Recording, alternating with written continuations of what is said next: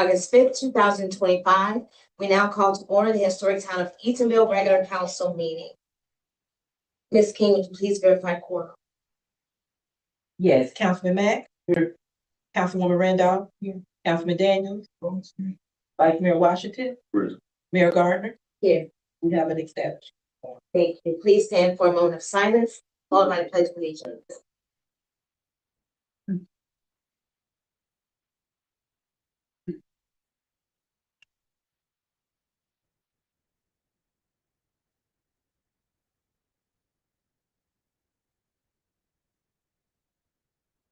The pledge. I pledge allegiance to the flag of the United States of America and to the republic for which it stands, one nation, under God, indivisible, with liberty and justice for all.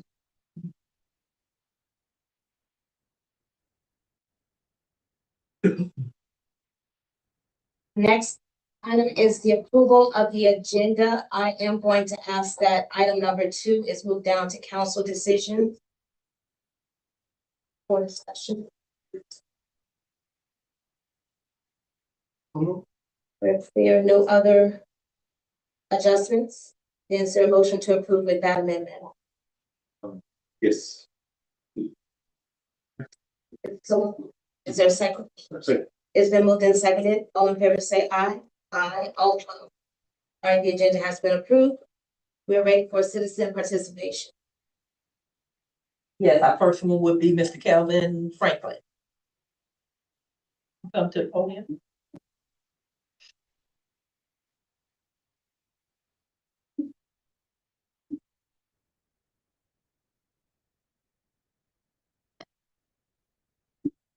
Good evening, Mayor, Council, citizens, and guests. My name is Kelvin Franklin. As one of the ambassadors for the Eatonville Chamber of Commerce, I asked Ms. LaVon if I can always come up and say a word. Thank you, Town of Eatonville and GCI for providing an opportunity for Eatonville Chamber to work with the mayor's business development academy. We have enjoyed the experience. The MBEA graduation was amazing. 19 business owners completed their academy. Congressman Frost, Mayor Dimmings sent video remarks acknowledging the graduation. Representative Anna Escamante attended the graduation and shared congratulatory words for the occasion. The Eatonville Chamber Welcome Center, in partnership with Community Nook, is very excited to be chosen as a recipient of the 2 replica Zimbabwe Friendship Benches. We are very proud of Jack Warner and Troop 631 for their leadership skills while working together to navigate this Eagle Scout Service project. The 2 friendship benches, great additions to aid in our mission to foster community connections through conversations. We'd like to take this opportunity to encourage everyone to visit and share their stories. Ms. LaVonda Weiler, Eatonville Chamber of Commerce Incorporated, President. Thank you. We have Ms. Joyce Harvey.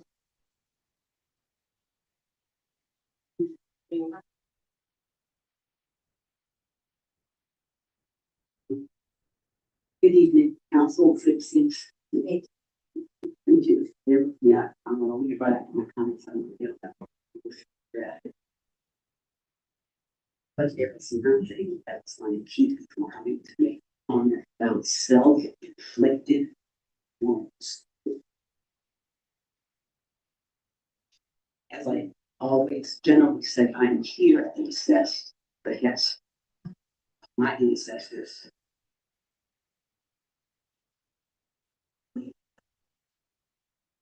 I understand that this only my opinion, that the smartest person in the room has been voted out of legal representation by the council. This is a man who has passionately advocated for us, who is respected, who is connected, who has spoken truth to power. I've heard it with my own ears. I'm sure there's got to be some personal reasons why this happened. It is a self-inflicted wound. When I tried to contact attorneys recommended to me by Mr. Singh for personal representation, the first one I talked to said, "You're where, Eatonville? That's a mess. As a matter of fact, it's so messy over there. I doubt if you'll find any legitimate attorney who can represent you with any matters having to do with the town." And I called a few. I don't care if you think this is an extreme exaggeration. I don't care if you think this man is a member of the Klan. He has represented us honorably and passionately, and this makes absolutely no sense. Mr. Shepherd, I hope you take my point, because I'm still. Thank you. Angela Johnson.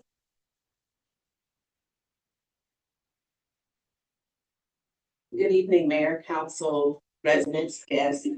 A couple things. Regarding the termination of services with the Shepherd firm. What I wanted to do is just bring a couple of things that hopefully you will consider. There is less than 7% of Florida board members that earned a distinct designation of board certified in government, accounting, city, municipality. And that firm just happens to be one of that 7%, which is a very low percentage. So I'm assuming that is a very distinct certification. So I would ask, have you completed any research of other firms that may have this distinct certification? Also, the question, is it wise as well as prudent to have the same attorney represent the town in the CRA because of potential conflicts of interest, which we have definitely seen here in transactions as well as communication between the CRA and the town as a municipality? So the question is, having that same attorney, unless you're bringing forth another attorney for the CRA, but having the same attorney could potentially, like I said, create potential conflicts. And then obviously looking at considering firms, if it's not the Shepherd firm, making sure that we have firms that can handle complex real estate transactions, as well as the things that we've experienced in this town for the past at least 3 years with the property that we have across the street. Mr. Presley, what is the status of the opinion from Orange County regarding the water rates and charge per 1,000 gallons? Outside of that, council members, I would encourage you to lead and self-govern as you've been elected to do, and not depend upon that guidance from Orange County, and that you put forth a motion tonight to refund the residents for the amount that they were overcharged based upon what you approved, which was a water rate not with the per 1,000 gallons, regardless of what the intent was, and then begin to charge us based upon your recent passing of the new forms that, or new table that was brought forth to you. Mr. Pressey, question. What's going on with our garbage collection? Last week, they did not pick up on Tuesday, they picked up on Wednesday. Today, they didn't pick up until about 4. I'm noticing that, and what, I'll put it this way, how do we bill residents that have 2 containers out? And then what happens when a resident actually puts the bin on the truck themselves? Who assumes liability in the event that something happens? I'm gonna keep going. Y'all gonna have to stop me tonight. Whole time. We need something on that and whether or not you're charging That's fine. not how it works. Can we give about 2 more minutes, Mayor? Please. I'm gonna ask that this be put into the record. Ms. Johnson, I'm requesting. the Wait, how many more mayor- items did you have? Like 2 more minutes. Okay. Will you, I'm a year time. Post time, we voted for a completion date and to fine them. What was that completion date and have they been assessed fines of the minimum amount of $100 per day? Based upon the recent shooting in Catalina Park, I requested a meeting with the mayor, Mr. Presley and Mr. Murray, Chief Murray, and that meeting wasn't taken. And I was requesting that meeting because I had seniors that did not feel comfortable standing in front of you speaking. One, they were concerned about their safety as well as retaliation. So I would say that I was really taken back that you would not have taken a meeting between myself as well as some senior residents. You informed me that that was going to be a meeting on September the 11th at 5 p.m. That's 6 days from now, and no publicity of that meeting has happened. So why do we have to continuously wait around for last minute communication from the council? And then I want to commend you, Mayor, on the Mayor's Business Academy. And I would invite you to consider inviting your 19 graduates to your Founders Day luncheon. What is the status of the budget? And then I want to echo the comments that were made by Mrs. Monday on the need for a local business preference ordinance. And I'm hopeful that we will put any differences aside amongst the 5 of you and see how important it is to expedite an ordinance for a local business preference. All right. Thank you. I don't have a question for, I have a question for the board. If we're gonna increase the time, then we may need to do it because you're gonna have some residents that feels as though, well, I need one of you to let me extend my time to talk. So if 3 minutes is not enough, we need to set the precedent on how we want to do this. Because it's gonna be unfair for another resident that wants to speak and the board doesn't give them time, they're gonna consider that unfair. So just putting that out there, just opening up ourselves for, argument or saying showing preferential treatment, because you can give me an extra 2 minutes as well. And I mean, I agree. It should stay at 3 minutes and Right. that's plenty of time. Right. So just saying for the board, just, opening up a can of worms. All right, thank you. We have Vance, Guthrie, Yeah, there you go. Vance Guthrie. Please don't look at the one on the shirt. I was at a meeting before this, so I'm here to speak as Vance Guthrie, not a representative of the city of Maitland. I did originally come here to speak on 2 things, but looking at the agenda on council decisions number 6, I think I'm gonna make it 3. I'm gonna make it quick. Just real quick on the redistricting, the Maitland City Council has had a discussion with this, and we are gonna do a little bit more homework and then come together and hopefully form a letter of sort to send to the county asking, it's how I felt from that meeting that it would be this time have Eatonville, Maitland and Winter Park hopefully all together. So that's our wish as I heard. That's not in stone. I'm talking to Vance Guthrie, not in the city of Maitland. And then on a lighter note, I came here to just I know how tight of a community y'all are, and I think Councilmember Daniels was class of 85 at Edgewater High School, correct? 86? Okay, but we all have friends who went to Edgewater. So this year is class of 85's 40th high school reunion. And I want to, if you know anybody, please invite them out to it. It's going to be September 12th and 13th. There's a Facebook page called Edgewater High School C/O class of 85 40th reunion group. There is on stripe.com, ticketstripe.com/EHS85 Eagles. You can buy your tickets. September 12th, we will be attending the Edgewater High School football game against Jones. If you've ever been to that game, you know it's a sight. September 12th, then at Ollie's afterwards for a little cocktail party. And September 13th, Anto Bar. The bartender will also be an Edgewater High School graduate who works at Anto Bar. So please tell everybody if you know them to look it up. They can even contact me if they like. So it's gonna be a good time. I know Vice Mayor Washington was there last year for his 40th. And we had a good time. I know that because, oh, sorry, for his 30th, what I said, 30, for his 30. And I know that because my wife graduated with him, so I was at that reunion. It was a good time. Now, with the time I have left, I just want to say, and I just saw this on here, I didn't know this was on your agenda, but I just want to speak to Mr. Cliff Shepherd. I've known Cliff for 15 years through the city of Maitland and also another place I live in Ponce. Let me tell y'all something. He's the guy. You're not going to do any better. He's gotten Maitland out of jams. He's got little town of Ponce out of a lawsuit that was costing millions and millions of dollars. You're not going to find anybody better. Thank you. Might I have Angela Thomas? Good afternoon, council. So I only have three things, and one is, can we get a little bit more information on Founder's Day? What's it gonna be like, who's gonna perform, those good things.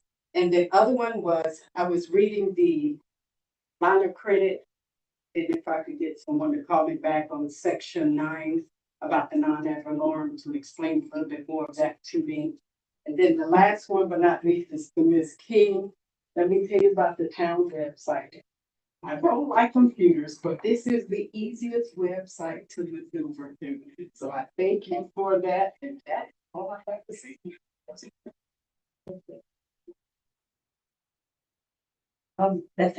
Yeah. All right, thank you. Thank you, everyone. Consent agenda for items 1 and 3. Is there a motion to approve? Is there a second? Second. It's been moved and seconded. All in favor say aye. Aye. All opposed. All right, consent agenda has been approved.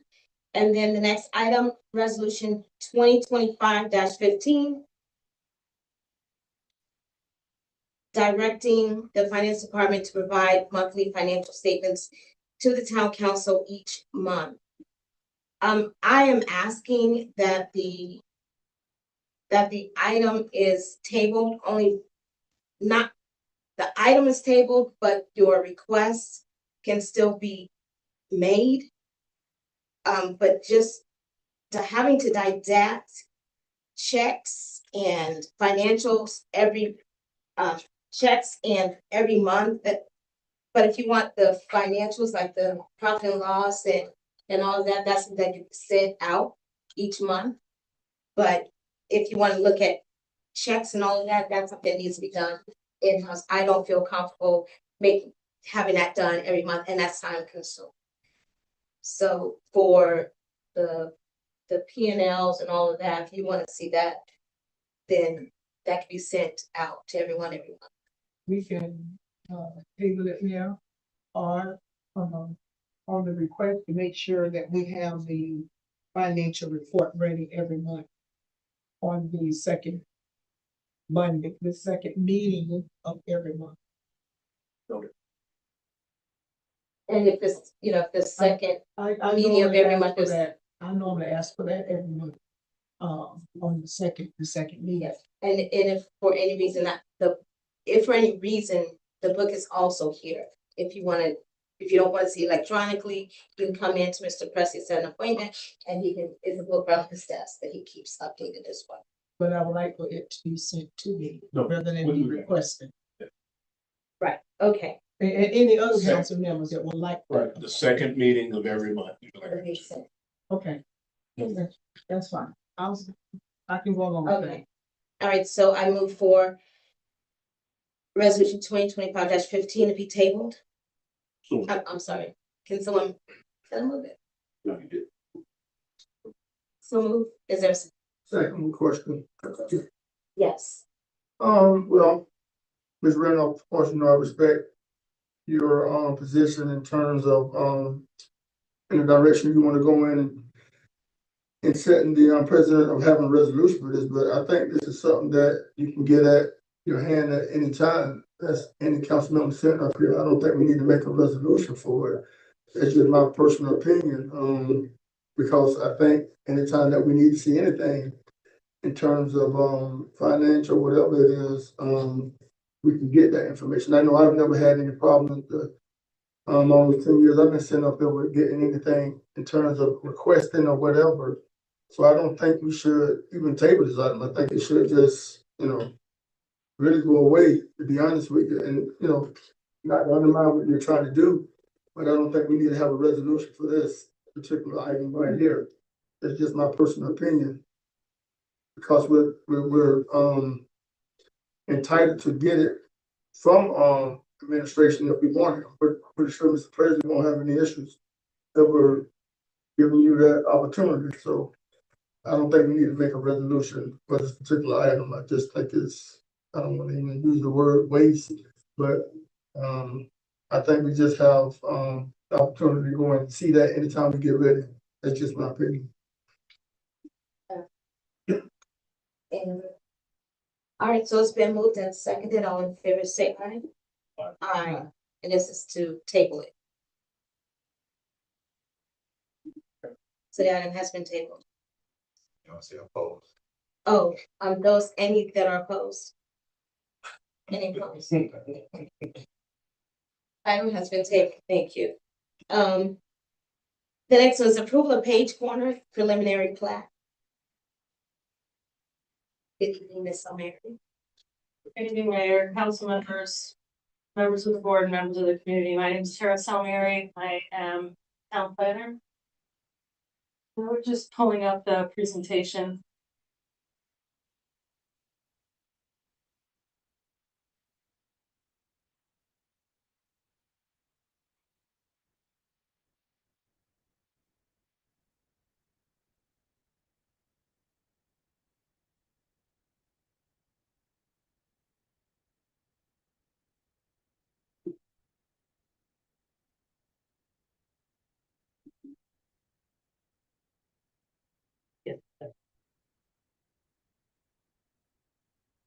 Before you tonight is Page Corner's preliminary plat. Something is wrong with this presentation, but I will the text.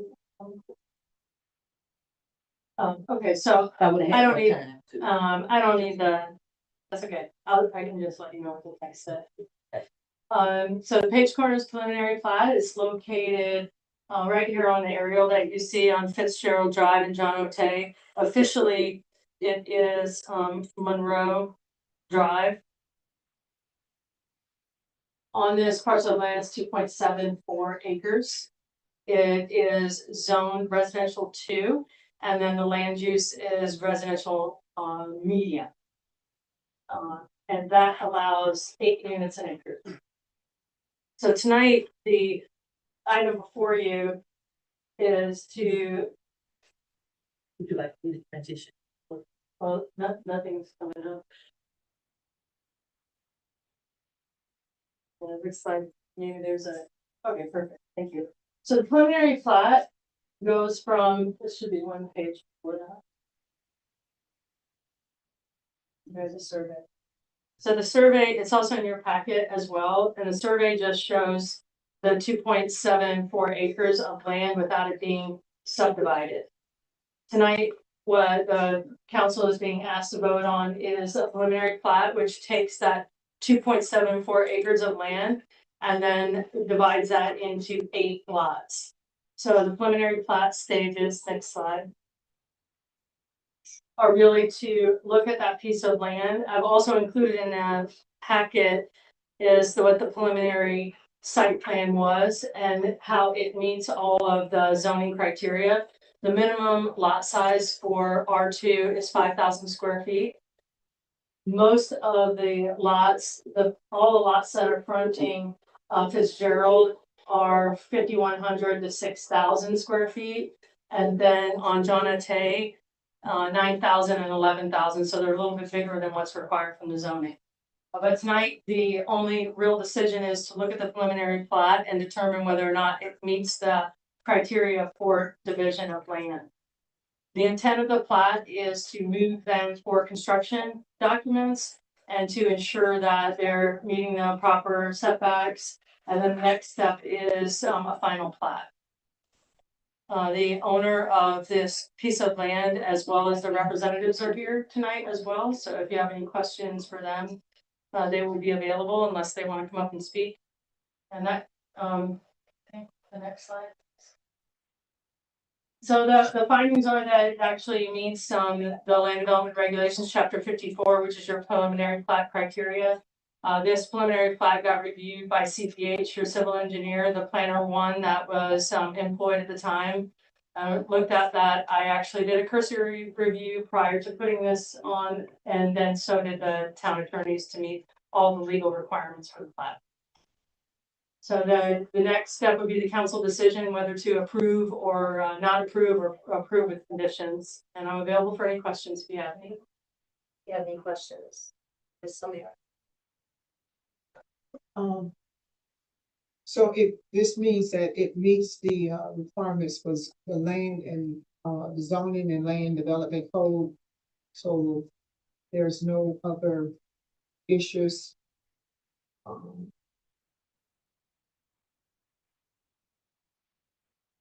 Correct. Okay, all right, so this will be on individual lots. Yes, Is that what? yes, it basically, just in a layman's term, it takes one piece of land and divides it into multiple pieces so they can now have single family homes. There'll be 8 on that. And the land use itself would permit 8 units an acre. So technically if they could have engineered it, they could have been entitled to 16, but there's a little bit of an interesting configuration of this land because some of it's wet. But the entitlements are 16, but you have to meet 5,000 square feet. The 2 that they probably could have is on John Ate. There's an 11,000 square foot lot and a 7,000, but those are minimum standards in zoning, so they don't have to go to 5,000. They've opted to go higher. The surrounding area, are about 70 to 10, so they're a little bit bigger than what the zoning is too. That's pretty cool. So they won't be using the whole entire parcel. Correct. This person, where are we with impact fees? Impact fees have been established. So this will be impacted by impact fees. Okay, They would have to pay impact fees for this. thank you. What is the triangle? This scenario, what's that triangle in the middle? Is that a bonus? Oh, that, I think, would you mind bringing up, go back? Okay, so you're looking at kind of the triangle next to the lots. In the middle, yeah. Yeah, that's actually their on-site retention. Yeah, it's a runoff. It's a retention pond. Retention pond in the middle, okay. Okay. Any other questions? Yeah, we can have them come up and kind of speak on it if you can. That'd be great. I'll get an insight on. Good evening, Tom Faber Engineering, on behalf of Kip Williams, the applicant, and Dave Luntz, Spruce Creek Engineering, also here with us. Thanks for having us. This project, originally, we started this with the town in 2023, so we've been working on it with your staff for a long time now. And so we're not proposing to do anything crazy. This like Ms. Samir mentioned, this is meets the zoning designation here. We're not asking for additional density, smaller lot sizes. The site actually has 41% open space. That's partially due to, like she mentioned, the wetlands on site associated with Lake Bell. And then there's a tower running along the west side of the property here as well that doesn't allow for development. So there's a good amount of green space, open space that won't be developed, that the residents can also enjoy, the residents of this community can enjoy. And other than that, we meet all the zoning regulations, and that's why we're here. We're happy to answer any questions. Well, I appreciate you guys actually just being involved in purchasing property over here and wanting to see us do some things that's gonna be, changes for this, community and for the betterment also. And I'm glad we're coming to a point to where Tara is, of course, dealing with you guys, and she's doing a fine job with being a planner. And, I really appreciate her, enthusiasm, attitude, and doing things for this community. So thank you for everything that you bring to the table as well. But I just want to get some insight. That's all. Not really. I know you guys are doing good on whatever it is that you guys are gonna be forthcoming with. And that's pretty much it. So thanks. You're the engineer. Yes. You're the owner. Yes. I just wanna make sure we're clear. You're connected though, right? Yes. All Yeah, right, yeah, so We're connected. I'm speaking on behalf of thank you. Yes. Yes. Thank you.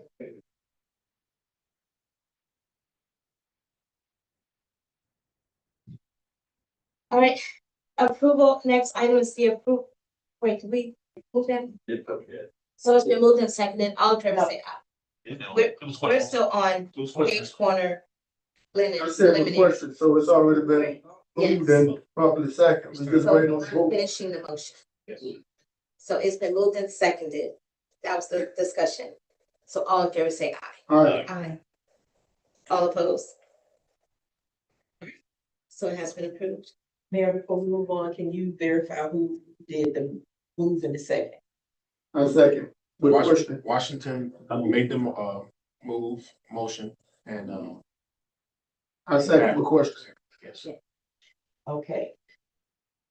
What I have is Washington moved Mac second for item number 2. That was tabled. So for clarity, You know, for my records, we have Washington and Mac again. Yes. For item number 4. Okay, thank you. okay, we're now ready. Yes, Okay. The resolution, approval of resolution 2025-14, establishing a 30-day work from home limit. Again, I'm gonna ask if this item is tabled for the same reason. You know,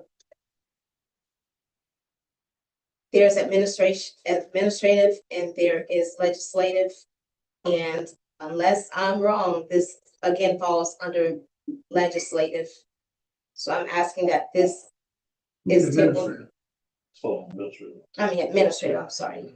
So I'm asking that this is also tabled. Second. Question. Yes. Okay, what is the reason? The first time we came back with this, there was no indication as to how many days to work from home. I think the resolution is the town council to come up with to adopt a work from home policy. And I was listening to one of the council members as far as establishing a time frame, which the first one did not. So this has to work from home beyond 30 days. So it's up to the administration to enforce the policy, but we set the policies from the town council. So I don't see a reason why this needs to be tabled. If I may, It's the administration. if I can speak on it, I know last time, we had this, particular item come up, I spoke on it definitely. And I, was in question on if we put stipulations on it, of course, we can move in the direction of, letting the administrative side handle whatever it is that they come up with. And, like Mayor said, and not undermining anything that you're doing, Councilwoman Randolph, but it's definitely a, administrative item. So I think we need to let the administration handle the, procurement and however else they're gonna deal with it, and then probably bring it before us again and see what those stipulations they put in it that will make sense. Now, I do agree that we need to have some stipulations and people just working from home. But also, if it's not broke, don't fix it. But in this case, and to the defense of you, I would definitely want to move forward with doing something that would be more ideal for you, but put the stipulations, within the guidelines, that way we'll get a fair shake across the, board, instead of just going with whatever it is that, you're intending to do with the 30-day work from home limit. So I think it need to be kind of tweaked a little bit, and maybe we can kind of take a better look at it, well, the administrator side can take a better look at it, and then probably come back before us and let us make a decision on it. So I guess at this time, it's probably, it is best that we table it, and then let mayor and her administration look at this, item and see what they can come up with that will make sense for, this panel up here. That way we won't keep running into the real of things that could, limit us on doing what you want to do. So hopefully we can come up with some kind of even ground to, make matters work for everybody, especially the employee who's gonna be working from home essentially anyway, but we wanna make sure that they're comfortable with doing it also. So, like I said, it's just an idea. I wanna do what's right, but, Okay, yeah, so. I'd like to ask the mayor a question. Mayor, do you think that we need a work from home policy for the town? And if so, are you at that level that you can get with the administration and come up with the policy for working at home? I think that it depends on every situation. Right now, 2025, after COVID, work from home makes a lot of sense. Makes a lot of sense because even if we were to ask everyone to come in-house, where would we put everyone? That's one. Number two, there are other circumstances that are going into consideration with the work from home policy, and it can't be for everyone. Unfortunately, everyone can't work from home. But in this instance, I think it works well. It's working well. And right now to change it, I prefer to change it would probably mean that I have to change the person. And the person is doing well right now. So for me right now, this is the best. This to work from home is something that's necessary. Yeah, But I yeah, think that changes, that may change. I understand that, but you still don't have a policy or guideline for anyone to work from home, even though it's happening. I realize that it is happening, it's already in place. But I think you need to have some guidelines or some policy in working from home. If that's what the administration wants to do and you feel comfortable with that, then that's fine. But we just don't have a policy governing working from home, So mainly a procedure. a procedure. So So if you would like to work on that and put that in place, that's okay with me. I just think that we just need more protection of our employees working from home. We had covered, I think in the last meeting, in the event if a person is out, get hurt, injury at home, we don't know what at home covers for that employee. So we're looking for the better protection for the employee as well as the town of Eatonville. that's something that Mr. Presley can get with human resource and even see what's out there already, but They, we need to have that flexibility. they've already started, just for clarity, they've already started on the rewrite of the policies and procedures for the town. Thank you. I went off again, I'm sorry. They started on that procedure already of coming up with those items, addressing those. And HR have added that into the new one. I think they're going through the consultant, which is ADP, which is a company that we utilize to assist us, and the Lord Florida League of Cities, who's assisting with her on finalizing and bringing the policies and procedure manual up to today's time. And then that's going to be submitted back to the council. I don't have a date. I would have to ask her, and I can send that over in an email if you'd like. But she is working on that, which we'll have in, say it again. Oh, I thought you were saying, yeah, I thought you had a date. I don't have it with, but I will get that date, but she is working on that, and that is in process prior to this even becoming a conversation. So to make the work at home to be inclusive in the employee manual, the personnel manual. So I think that would be a better process than just start resolutions here and there that has to be kept up with. It's better in that policy, and that policy is being reviewed now. And like I said, I'll get a time frame from her on what it's gonna take to finish. Just so you. Okay. All right, Councilman Daniels. Not only that, it helps with distinguishing between your coworkers who can Right. and who can't. Absolutely. So then it saves you on showing favoritism or why can't they do it? I'm pretty sure finance can find some ways that they can do their work from home. So a policy is necessary and should have been in place to prevent that so that everybody knows who gets to work from home and who not. And maybe it's a time frame and maybe they have time to come in. But yes, it is definitely needed. So I'm in favor of the policy. I just want it done. I mean, Councilwoman has been hitting on some points that it's definitely needed. So like I said earlier, One quick, go ahead. Vice Mayor. I think it's a good thing that, sometimes people work from home, because sometimes we get sick. It might not want to come in and contaminate the whole building. To work from home, if that come up. The ones that work from home and, from the beginning, come in 2 or 3 days a week. I think I did talk to Mr. President about that. He did tell me that person come in at least 2 or 3 times a week to update or do some other stuff in the building. So with staff, but if you stick and everything, I think that will really work for people that to help out from home. That was a full day. Councilman, Matt.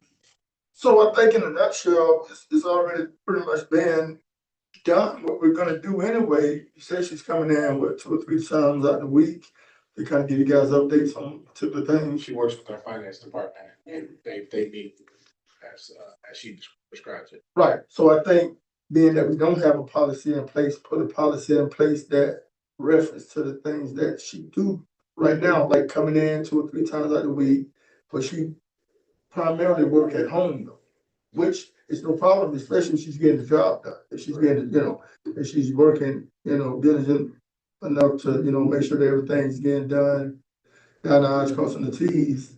I don't see any need to not have her work at home.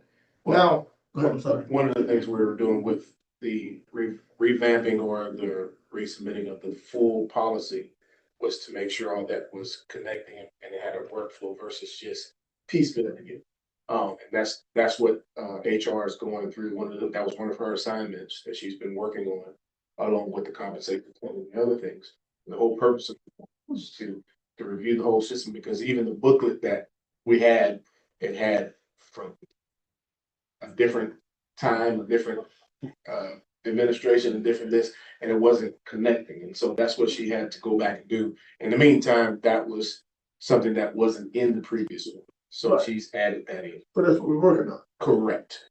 Okay, so Versus just a resolution specifically, it would be good to go just in the policy, and we bring the entire policy back before council through workshop. You review the full policies and procedure. That will be included in also with an update to make sure we're meeting all of the current compliances for policies and procedures for municipal government. now my question would be to Miss Councilwoman Randolph. Did you ever have an opportunity to speak with Mr. Presley before presenting this particular item here? In terms of, just how you felt about it and what direction you want to go in before putting it on the agenda? Did you have a conversation with Mr. Well, I had a President? conversation some time ago, but not recently. Yeah, I think that's, and I would just have to say this in closing. I think it's important that we do, and I can't speak for everybody, that we do have these conversations with Mr. President. That way to save us at the end from, being stuck in a haywire on what it is that we're doing. Because at this point, I think everybody got a different opinion, which is, you're entitled to it. But I want everybody to pretty much be on the same page, even though we're not gonna agree on everything, but I think we need to have this notion that, okay, we've already discussed that. Whatever it is that you discussed with her, I think it needs to be discussed with everybody else up here, before even coming to this meeting. That way, perhaps it won't even get on the agenda. And we can probably go ahead and iron it out before it even comes before us. To even say let's table it, you know, so if you're working on something policy wise, I think that should have been addressed to Ms. Randolph time you seen it. Well, I'm pretty sure it's on here. And she said she haven't talked to you in a while, reference to it. I think that conversation should have been had before even coming to this meeting. And this would have eliminated us from even having a conversation about it right now. So I think, like, just me personally, I think it's best practice that we do speak with you in regards of anything that we have going on, just like I did today. And I know I got away from it a little bit because I've been so busy, you've been busy, but I think that's the most best practice thing to do. That way we won't have too much confusion up here.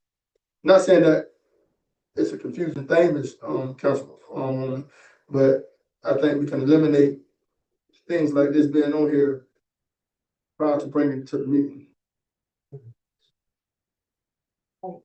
I was going, Vice Mayor brought up a good point about the sick time. You know, if you're sick, I think you should be not working on stuff when you're sick.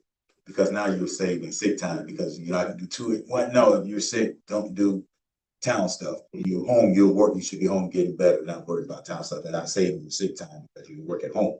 So those are the things I'm relying on you and administration, right, to work those things out so that we don't have those conflicts. So, okay.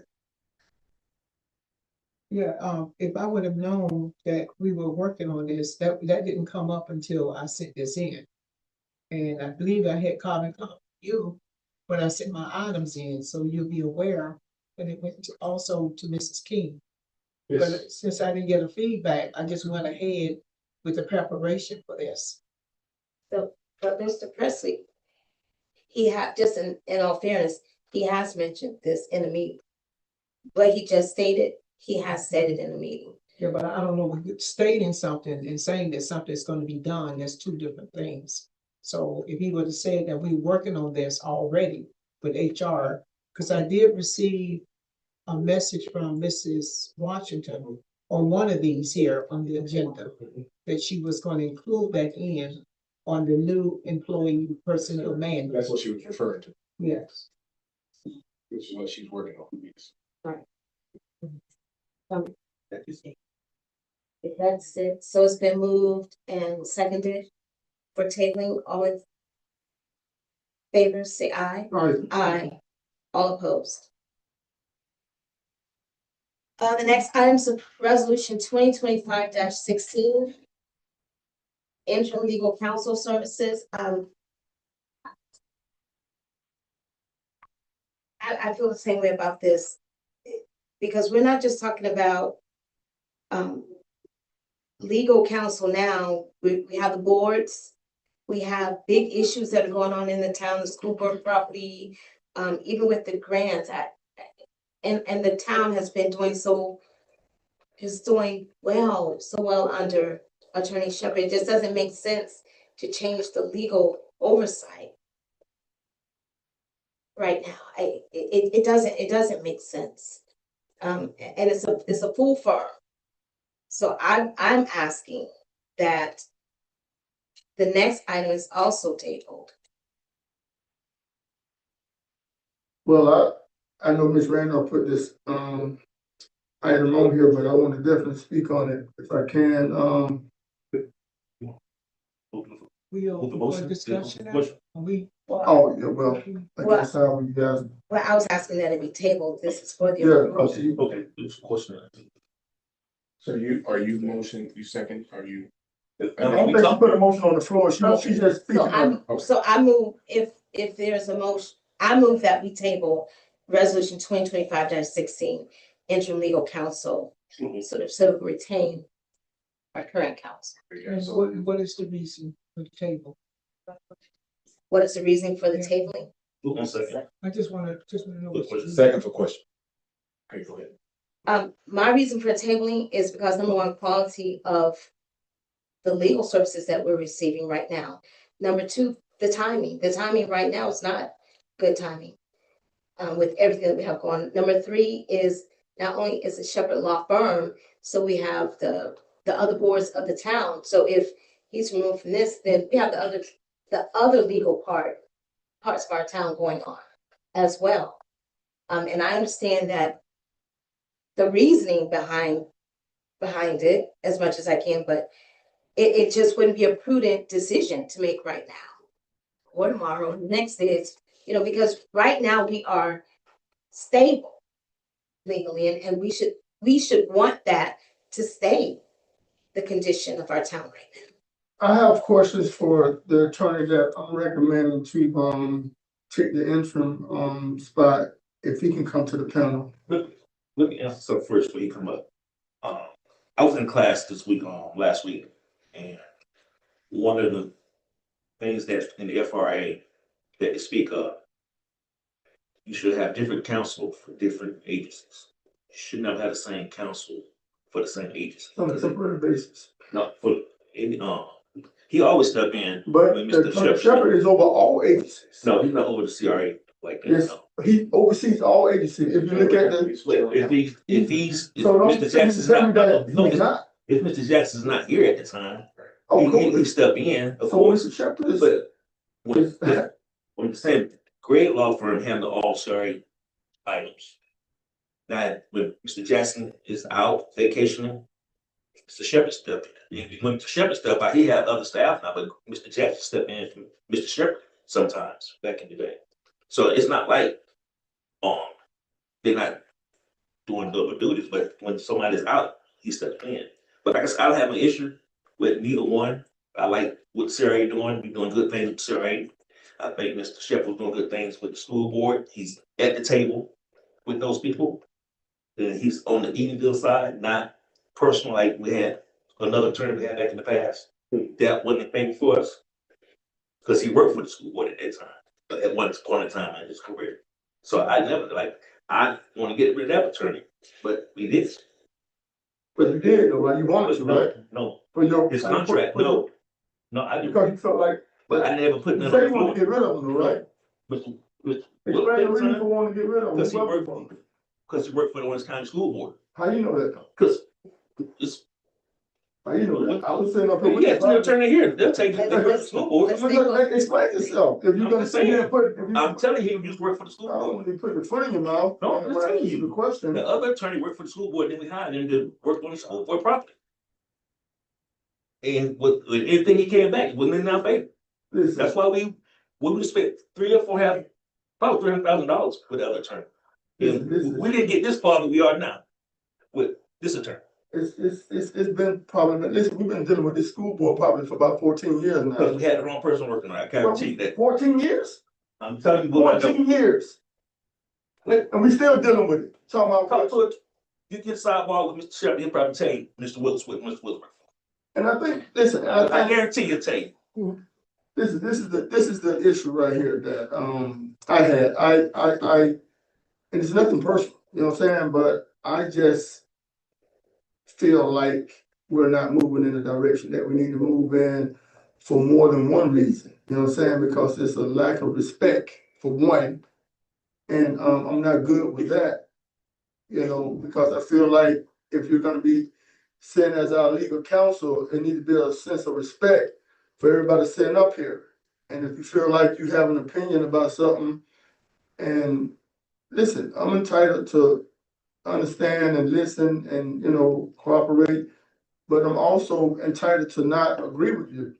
If you feel like this is something that your opinion is and attorney general opinion or what have you, and that's what best practice anyway a lot of times, you know what I'm saying, going through the attorney general opinion on a lot of things that we do in this community also, or any part of this government.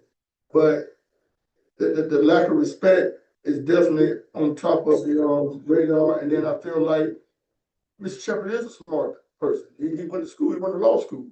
Any attorney that went to law school typically is a very smart individual.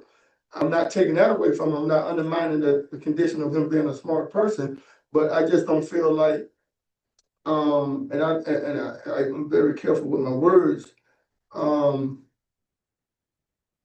I want the best interest of the town moving forward that I feel. Now, I'm entitled to feel how I want to feel, just like everybody else up here. Anytime I ask the question and I don't wanna sit here and accuse anybody of, telling a fib or what have you. But like you said, it's his firm, rather who's sitting in that capacity while he's not here. And I asked the question, do we have any lawsuits against the town? Those are very serious questions. And then when I get a no and it's a yes, essentially, I got a problem with that because now I can't trust you. Not saying Mr. Shepherd in particular, but his firm, whoever he had sitting in that seat that particular night said that there's no lawsuits, which was a fail. It was a fib. I don't care if you got it the next day or whenever.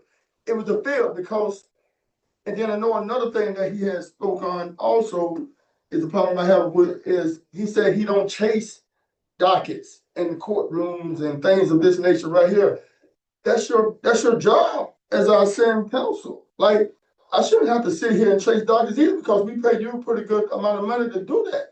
Regardless if you want to do it or not, your job is to serve the purpose of legal counsel for the town of Eatonville and making sure that we're going in a direction that's going to be legally processed to the benefit of us. Nobody else, no other entity outside of here, us, the town. This is a business that we're running.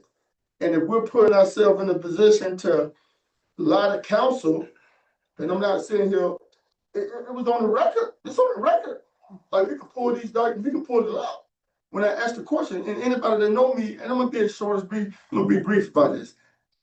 Anybody that know me know that I'm gonna come every council meeting in my report and ask do we have any lawsuits pending. And for me to get that answer no, knowing that it was possibly, and even if you didn't know, you should have knew. That's my opinion. And for me to get that was kind of reckless. That I feel like it's reckless. That's my opinion, and I'm still speaking.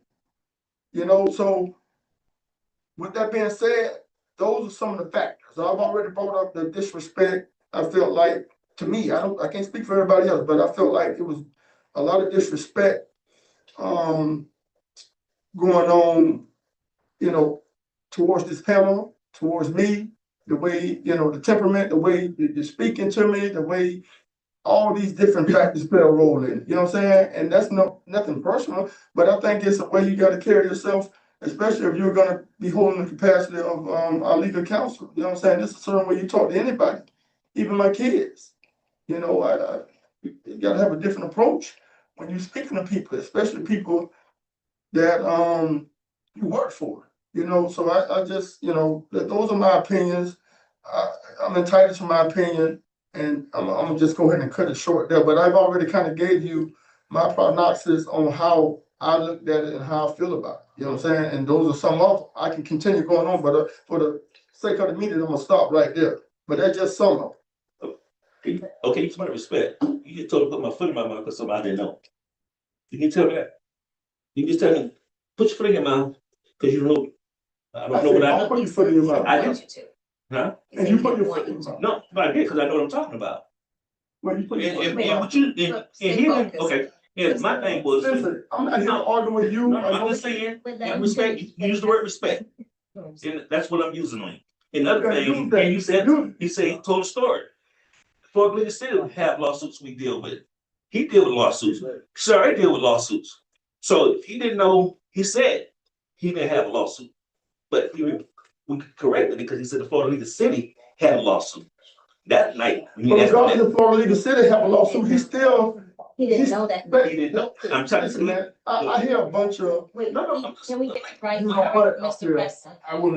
Only thing I want to say, I think you've heard for the residents and as you all are figuring out what I've had several conversations with Mr. Shepherd. Feel it's on record to at least be able to respond at some point. Hearing those things that's coming from the council. The only thing I'd say to that, what we're just talking about, after that, previously, HR, which is our risk management, handles certain litigations when it comes for if there's a trip and fall, or if there's a car accident. That don't go directly to our general counsel. Why?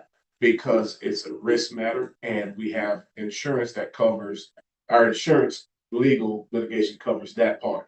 Now, after that. So you're telling me our council for Let me this say- town Let me finish, I'm gonna tell you. are not aware of these things? I'm gonna- That's what you're telling me as a I'm CEO. telling you right now, they are aware. So you're telling me if anything happened in this town, They're aware. legally or unlegally or illegally, Councilman, I'm just saying. you never address it with our What legal I'm saying counsel? is, what I'm saying is, You telling me you didn't tell him?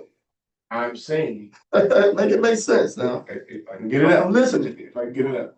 I'm listening.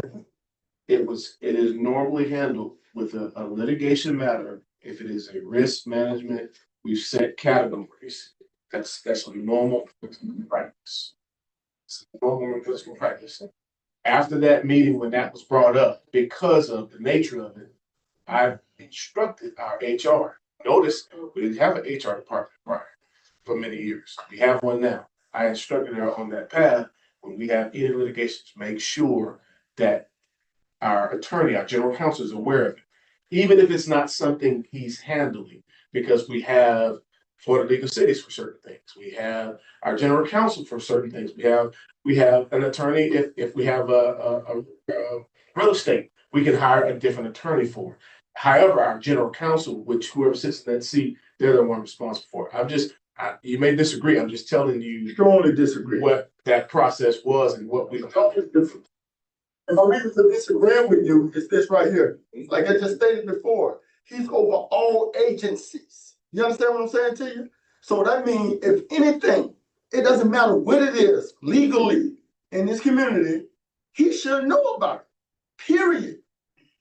Period. So you're telling me if something is going on in a legal perspective, you're not gonna address it with the city council, the attorney? I just said we do that now. But you said it's best practice that we don't sometimes I because said it there's goes through different. legal city. I said there's different legal groups that handle that. So practice. Even with But Florida I'm Legal saying City, that- even with Florida Legal City, that's the situation, they still should address it with Attorney Shepherd. We agree that you should know about it. So don't sit here and tell me that he didn't know about it. He didn't.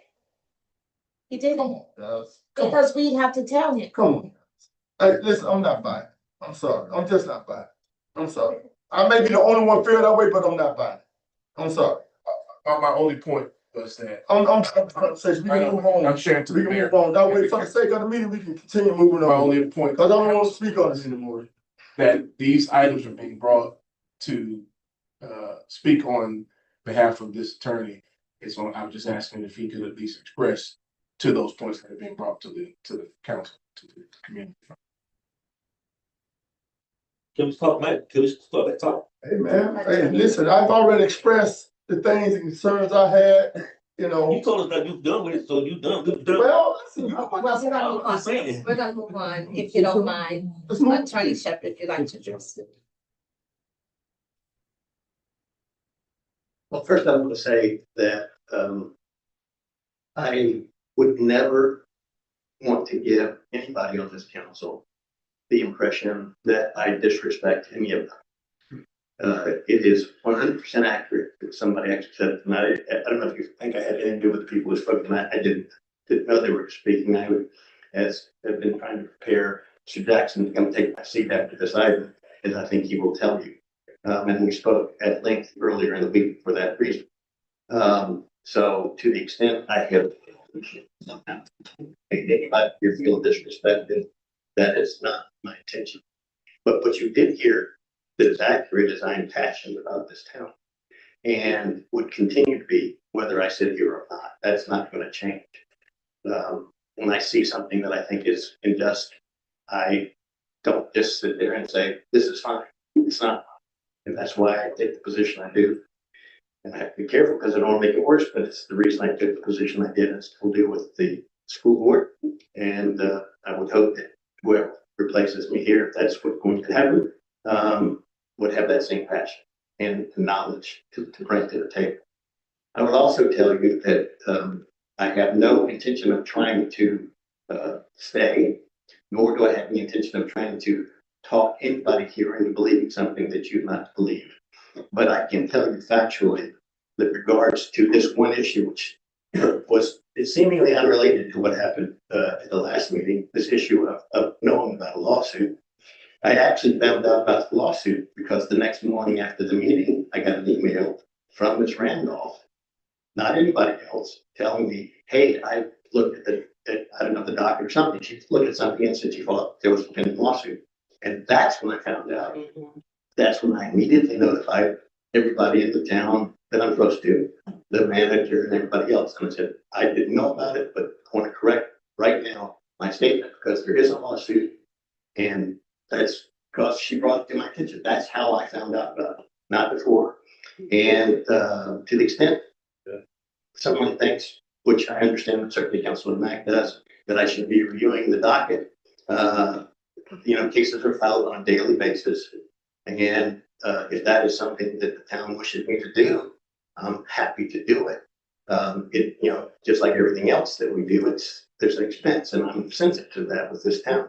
But I will say that it is more than norm for when the town gets either a demand letter or an actual lawsuit for me to be notified through official channels that, hey, we need to have your eyes on this thing, even if it's going to end up at the legal cities, or even if it's going to end up at the labor attorney's office, Mr. Mandel's office, who does stuff regarding that. I think Mr. Chief Murray can tell you about the stuff he handles with that. And in fact, if I'm not mistaken, although I can't remember for sure, I think the lawsuit in question was one involving a former police officer, and that's why it didn't involve me and wouldn't have involved me, even though it would have been nice to know. So I couldn't have unintentionally given the wrong answer because, again, and this is the critical part if you're kind of doing critical reasoning here. Why wouldn't I tell you if I actually knew? I've got nothing to hide. There's nothing that doesn't impact me at all. So yes, I'm guilty of not knowing, but I'm not guilty of hiding because there would be no reason to hide. There's nothing to hide. So those are the facts. But at the end of the day, I appreciate the opportunity to work here. I respect people who run this town in what I think are difficult circumstances for a lot of reasons. And I've done my best to try to put the town on the right path to correct some of those things, the lack of impact fees and other things of that nature. And there are others. But having said that, I said from the beginning, I'm here as long as you want me here. I didn't expect to be here, and I'm happy to stay or I'm happy to go. And I will help Mr. Jackson as I already have. I will provide him all the information I can. And I'm here to do whatever he wishes me to do. Mayor, can I have Attorney Jackson approach the panel where I can ask him a couple of questions? Attorney Jackson, I have a couple of questions I got for you. All right, first of all, we're in a position to have someone temporarily fill the seat of Attorney Shepherd on the town side. Now I've been hearing this for some years now. Conflict of interest. It's a conflict of interest in a lot of things you do in the governing cycle. But my question to you right now, are you able to handle the capacity of where Attorney Shepherd sits right now temporarily? Yes, sir. Okay. The short answer is yes, sir. Okay, now, in terms of everything that's going on, I know he spoke about, getting with you and discussing whatever it is that you need to discuss with everything that we're dealing with, and through the transition, possibly upon what we're dealing with right here. And like I said, I got a great appreciation for anybody that want to sit here and voice their opinion about whatever, but I'm asking Attorney Jackson, is he capable of doing the job? And if he is, I would like for him to fulfill the need of filling that capacity until we can get to a point of making that permanent decision with whatever alternative we're gonna make, that attorney. So in answering that question, I'll take a few extra minutes on that if you don't mind, Councilmember Mack. But I've had some conversations with Mr. Presley. I've also had some conversations with Attorney Shepherd as well. My understanding, and I've heard the mayor in this regard also, as well as vice mayor. My understanding is that there is a school board issue and some deals with the school board that is far, far down the road. Attorney Shepherd and his firm has done an outstanding job from my perspective in handling the school board issue. And I think that if I were to come in and to take over that particular issue, that it was stalled, was taking place. Now, some of the things that Attorney Shepherd and I have spoken about is that if he does believe that he's going to continue to work on that school board issue, the school board property, and I will continue in the stead that he's in much the same way that other attorneys are brought in to handle other issues.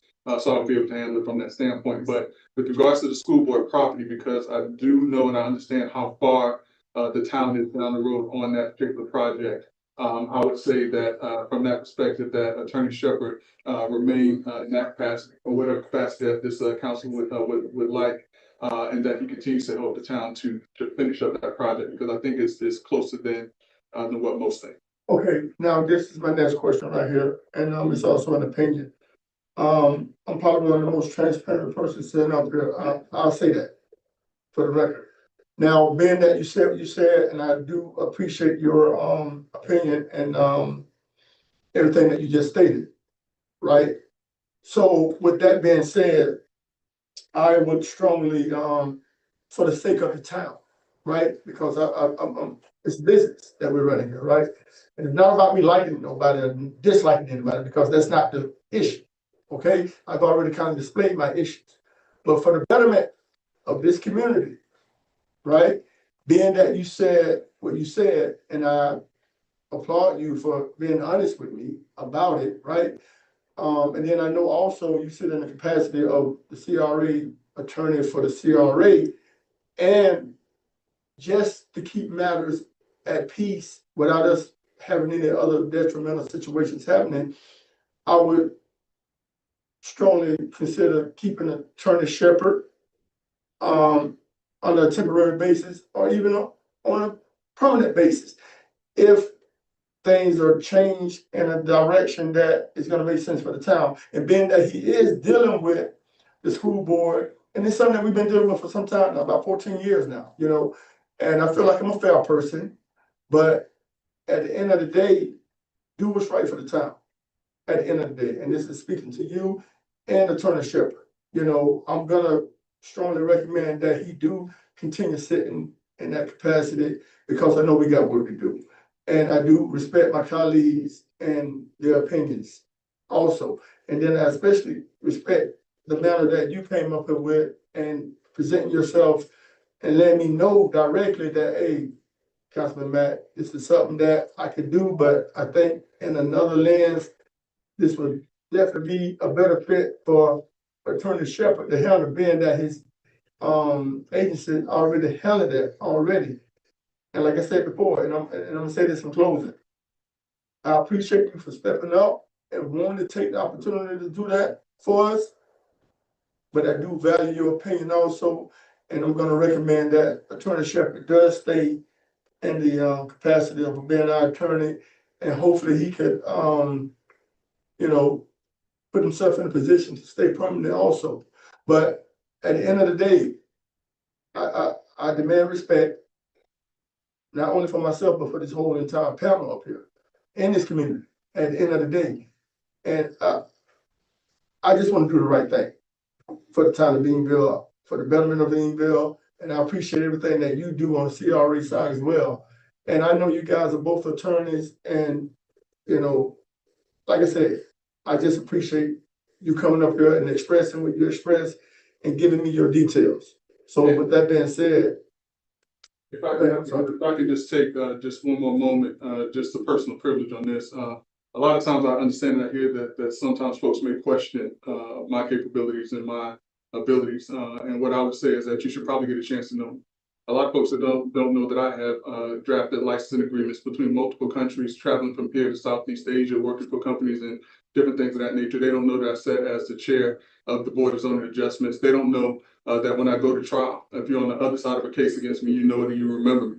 They don't know that I do on several occasions go up against board certified attorneys, even though I'm not board certified, and I take them to task and I do come out and I prevail. No disrespect to Attorney Shepherd. And we've talked about this one time before, and I've told Attorney Shepherd, when I slow down and I have a little more time under my belt, I too will become board certified. But I don't want anyone to think that just because my title does not have board certified at the end, that is in any way speaks to my qualifications, to my abilities. When Attorney Shepherd called on me to handle the issue for the town, the Pius case, all he said was, "This is the issue, go get him." And I went and I got him and I prevailed for the town. I do that everywhere I go. I do not fail. So anytime I hear anyone that questions my abilities because of certain things, I just want to make sure that they understand who they're talking about. And I appreciate the opportunity. Thank you.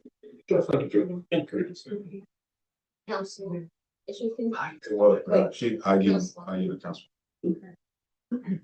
I thank you, Attorney Jackson, for your comments. And also Attorney Shepherd, I thank you very much. I do want to say that this item was the item that I put before the council. After analyzing a lot of things when I left here, and I had mentioned to Mr. Shepherd before, when I came back from the FRA meeting, how well I respected so many people that thought so much of him and his knowledge and being there to really help a lot of these agencies. And I commend you for what you have done here for Eatonville. However, sometimes things get to the point that it cannot be ignored. And some of those things that were mentioned were from Councilman Mack. I understand that. But a lot of times it's the will of the people and the will of the council as far as what the council wants. Mr. Shepherd has put in a lot of time with his agency. We're dealing with a lot of issues here in Eatonville, and I do value that. And I don't want to be here to make a long speech, but I think what I heard the mayor said that she wanted to table this item. I'm all in favor of tabling this until we can get, and that is because this is where my heart is right now. And that is that I'm analyzing, I'm listening to several of the residents, some things what they had to say. And I'm looking at all the other comments that were made about the school board property and other things that we have on the table. And I'm not saying in any way that Attorney Jackson is not capable of handling those things. But Attorney Jackson has a lot on his plate already dealing with the CRA and then the town. I'm not saying that he cannot handle both of them. I'm not saying that at all. All I'm saying here is that I think at this moment, if we can just proceed to table this until a decision is made somewhere along the lines, maybe later on, maybe next time or whatever. And let's just give that opportunity so that way we can find ways to improve our communication and our relationship. See, that's what we really need. We need to have a relationship so that way nothing is swayed against anybody or for anyone. The attorney position is to work for the council, not work for the mayor. I know there's some things that the mayor needs to have that's going to have to work for her. I understand that. That's just common, the CAO. But you have to put yourself in the position to make us feel that you're working for the council. It's okay. You give your legal opinion. You're not here to tell us what to do, but you are there to give us your legal opinion. And a lot of times your opinion, it could be right, and sometimes it could be wrong, right? So this is where I'm coming from. So I'm going to go with the majority of what the council, whatever the council wants. And this is what we're in this together. I'm not here trying to fight a war against anybody here on the council. I want to do what I know what is going to work for us as council members for the town of Eatonville. And hopefully the attorney will be able to see exactly where we headed with this. So that's where I am right now. Yes, thank you, Councilwoman. I was here just debating in my mind and waiting I was going to ask the question. I was going to yield to you and see what your feelings were. You hear everyone that gets up. You saw Miss Joyce Arby, which I have the uttermost respect for, to say that she was sick and to come and to give her opinion of Mr. Shepherd, Attorney Shepherd, and his dealings with the town, you know, kind of weighed on my heart and my spirit to see what you said, you know, and I got, you know, confirmation from you, confirmation from Councilman Mack. A couple of questions that I have, the mayor, in your comments, you reported that you know why, and in your closing council report, can I get why you think this happened? I can only speak for me. I can only speak for, I don't know about the tone. I would say more not respect, but the tone. To call your attorney and to have a conversation on things that were taking place in this town for long periods of time is our first interaction with Mr. Shepherd, and I didn't like it. I didn't like the tone of who you're talking to. I'm a grown man just like you. Because we're making mistakes on replying to emails, help educate us then if we're messing up. Don't come at me like I'm a little boy. That was number one that set me off. Number two, I had a dealings with Mr. Morrell, our attorney, for years. You look at his financial report compared to this one. You ask yourself, Mr. Morrell, do you charge us for every email? Of course, Councilman, nah, man, you know, you're talking about the relationship. You're talking about the relationship that Ms. Randolph was just talking about. Sometimes you see where we are, you don't hit us for everything.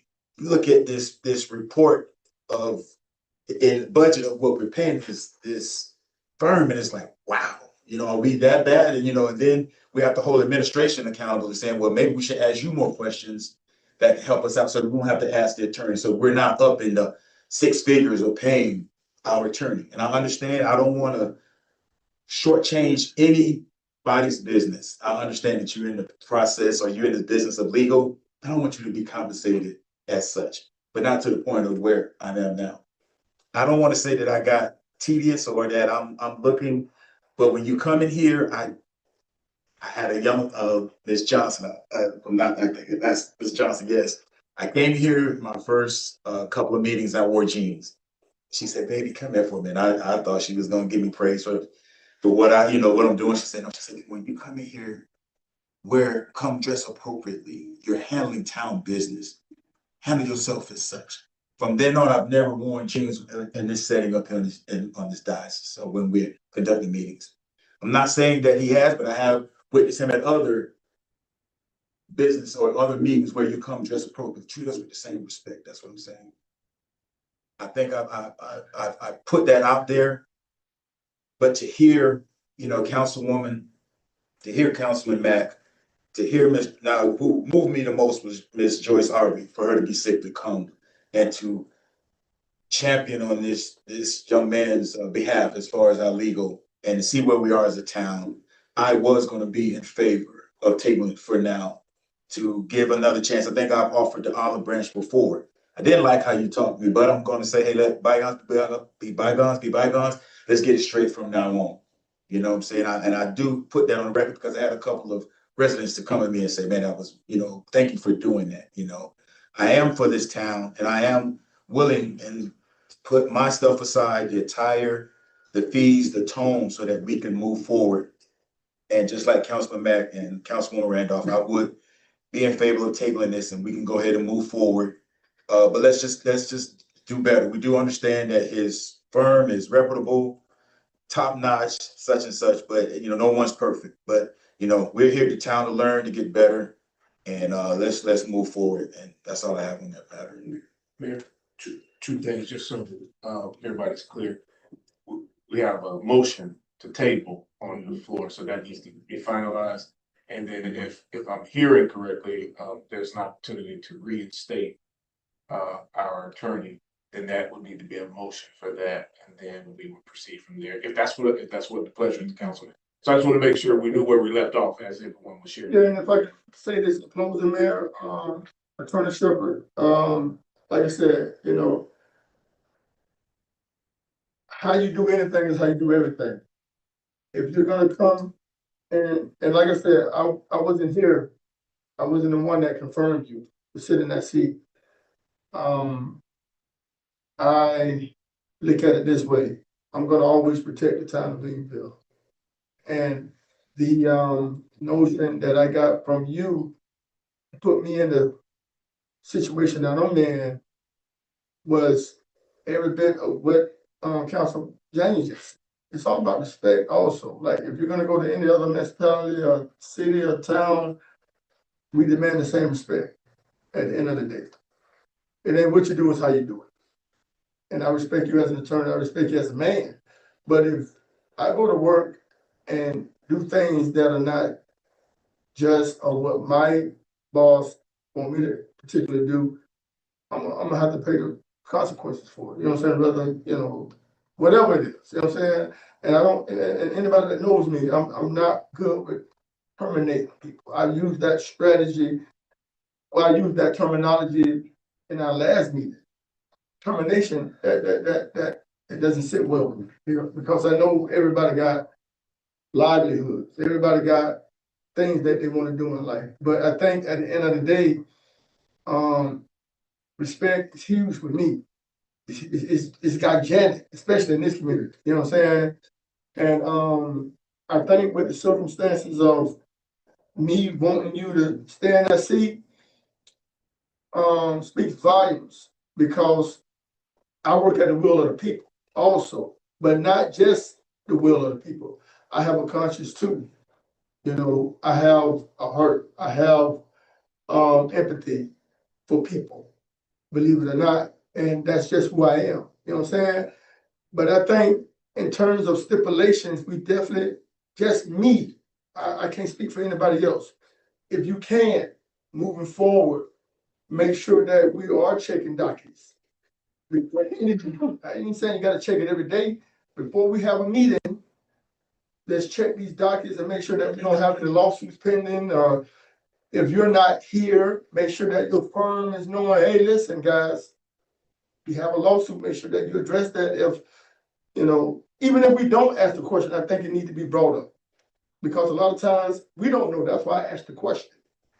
And then secondly, which is the most important thing, is not saying that you did tell a fib or your agent or whomever it was that represented you on that particular night, but I think we definitely need to dot our I's, cross our T's, and giving information out.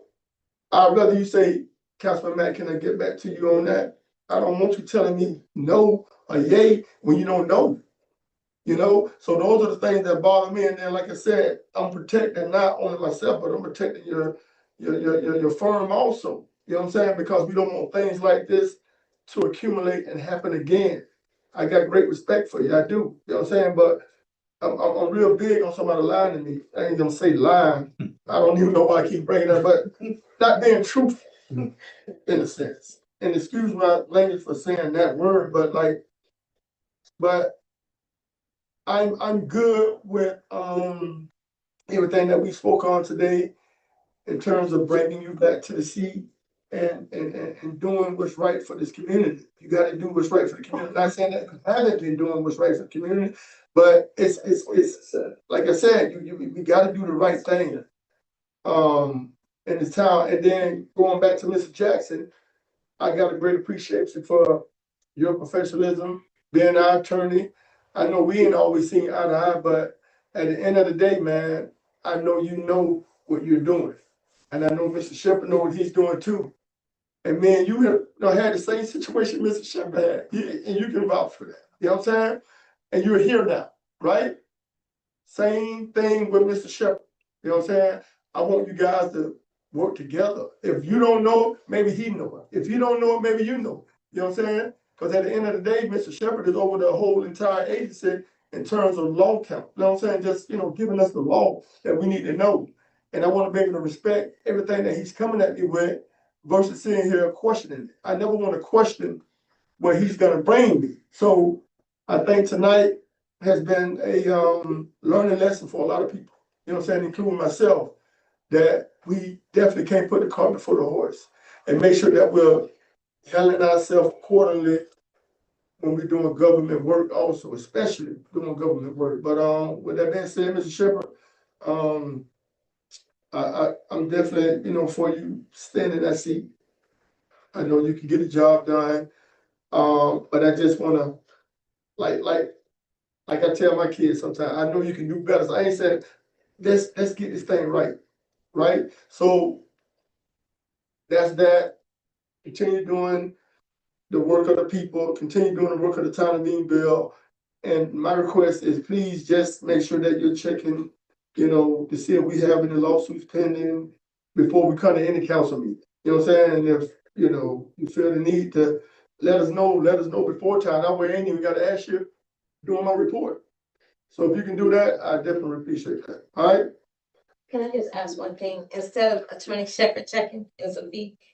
Would you please check? Is that be free? Yeah. We'll work it out, and all the That's items that all we that brought matters. up, we'll work out the details to make sure we're on the same page for council's clarity. But you still have that motion to table on the floor. Just wanna- All right. So it has been moved and seconded to table. All in favor, say aye. Aye. All opposed? All right, the motion has been tabled. We now need to just put a motion on the floor to reinstate, the services for Shepherd Law Firm. So reinstate. Reinstate. Second. It's been moved. Who moved it? Moved by Yeah. Councilman James. Moved and seconded. All in favor, say aye. Aye. Aye. All opposed? Praise. And can I say, I have been working with, Attorney Jackson, so, and I want to say I appreciate him, and his efforts to be willing to step up and assist the town at this time, and I just want to, anything that we can take care of, just make sure we get it taken care of, but, I do appreciate your time, yes. Like you said, he got a lot of work in Sarah to do. 2025-17. Yes, yeah. You need, We can do it now. We're just going to now. okay. All right, resolution 2025-17, non-rehire of individuals dismissed due to unsatisfactory performance or conduct. I feel the same way about this, but with what Mr. Presley said, if we're updating the manual, this will be a part. So I just, what you're saying as far as, putting in the policies and procedure to say a non-rehire of dismissal for unsatisfactory performance and conduct, is that what you want to put into the policy as well? So, Okay. not really, but we can talk about that, but I'm saying, that process. Definitely got questions on this. So is there a motion? And then we can discuss it, because my motion would be to table it. I think. I got questions. Oh, wait, So move to do what? my motion is to table it. It's been moved, but second, we can still discuss it. Second question. All right, so it's been moved and seconded. Okay, Can I go first? No, Oh, I'm visiting. one time. I'm visiting. listen, you can't do something.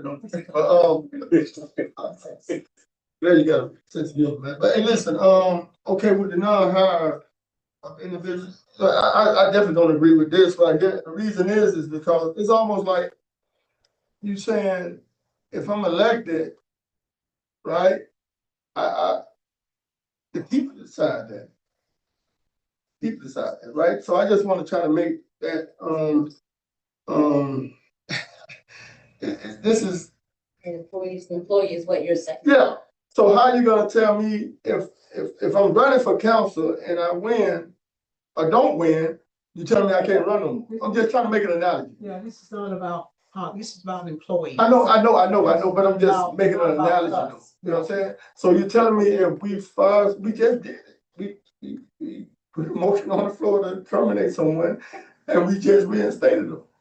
Well, this is. You know what I'm saying? But I know what you're saying, but I don't think this is good practice right here, because for a lot of reasons, we can be dealing with a lot of different issues that can occur. And then I've known a lot of different companies and corporations that terminated people and hired them right back. So I definitely don't agree with this, Ms. Randolph. I respect you, and I don't never want to undermine anything that you bring to this table.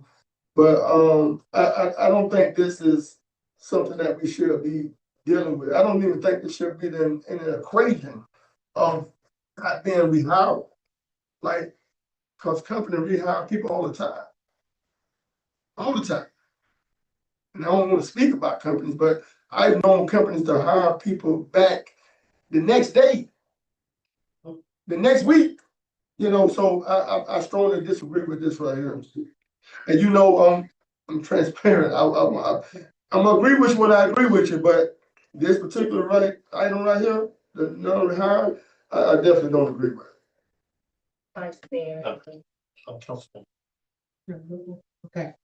Uh, so no, this is not pertaining to elected officials I know, but I was just making or it as us, but employees.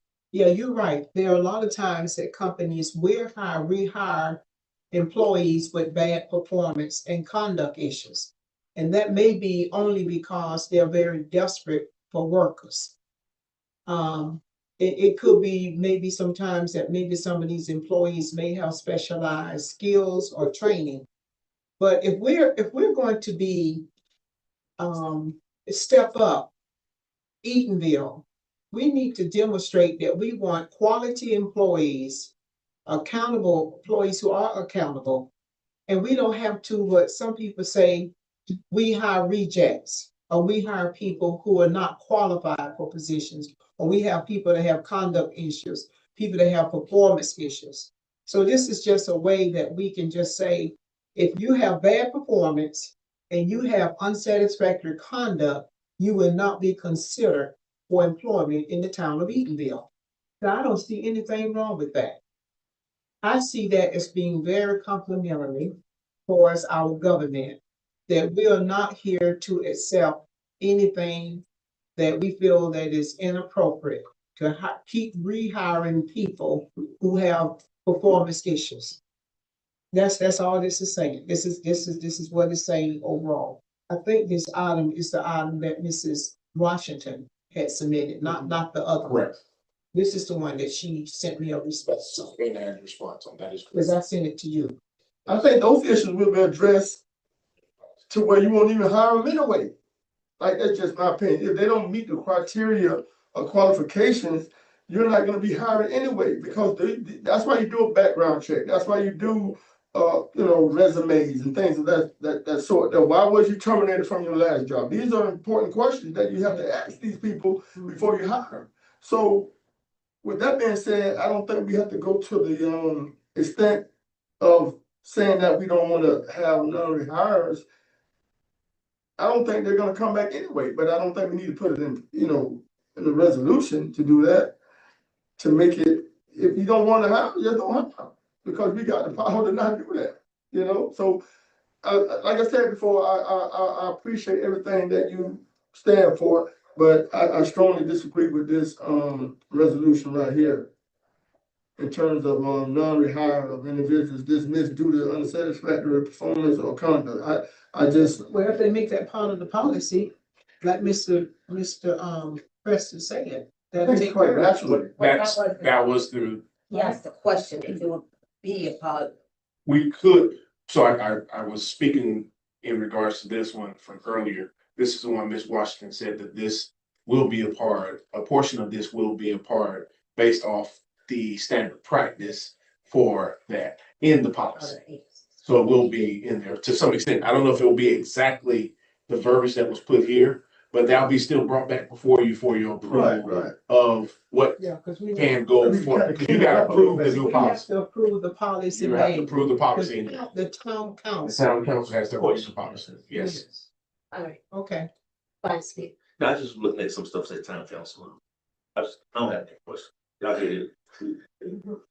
Yeah, my question was, I thought she was saying, rehire of someone from the town that was dismissed Yes. from unsatisfactory performance or conduct in the town, not from other. Did you mean that, Councilman, from other agencies? From the town. From the town. From the town. So we're saying town employees that have been dismissed for unsatisfactory. Yes, conduct. The town. Right, yeah, I mean, I'm in total agreement.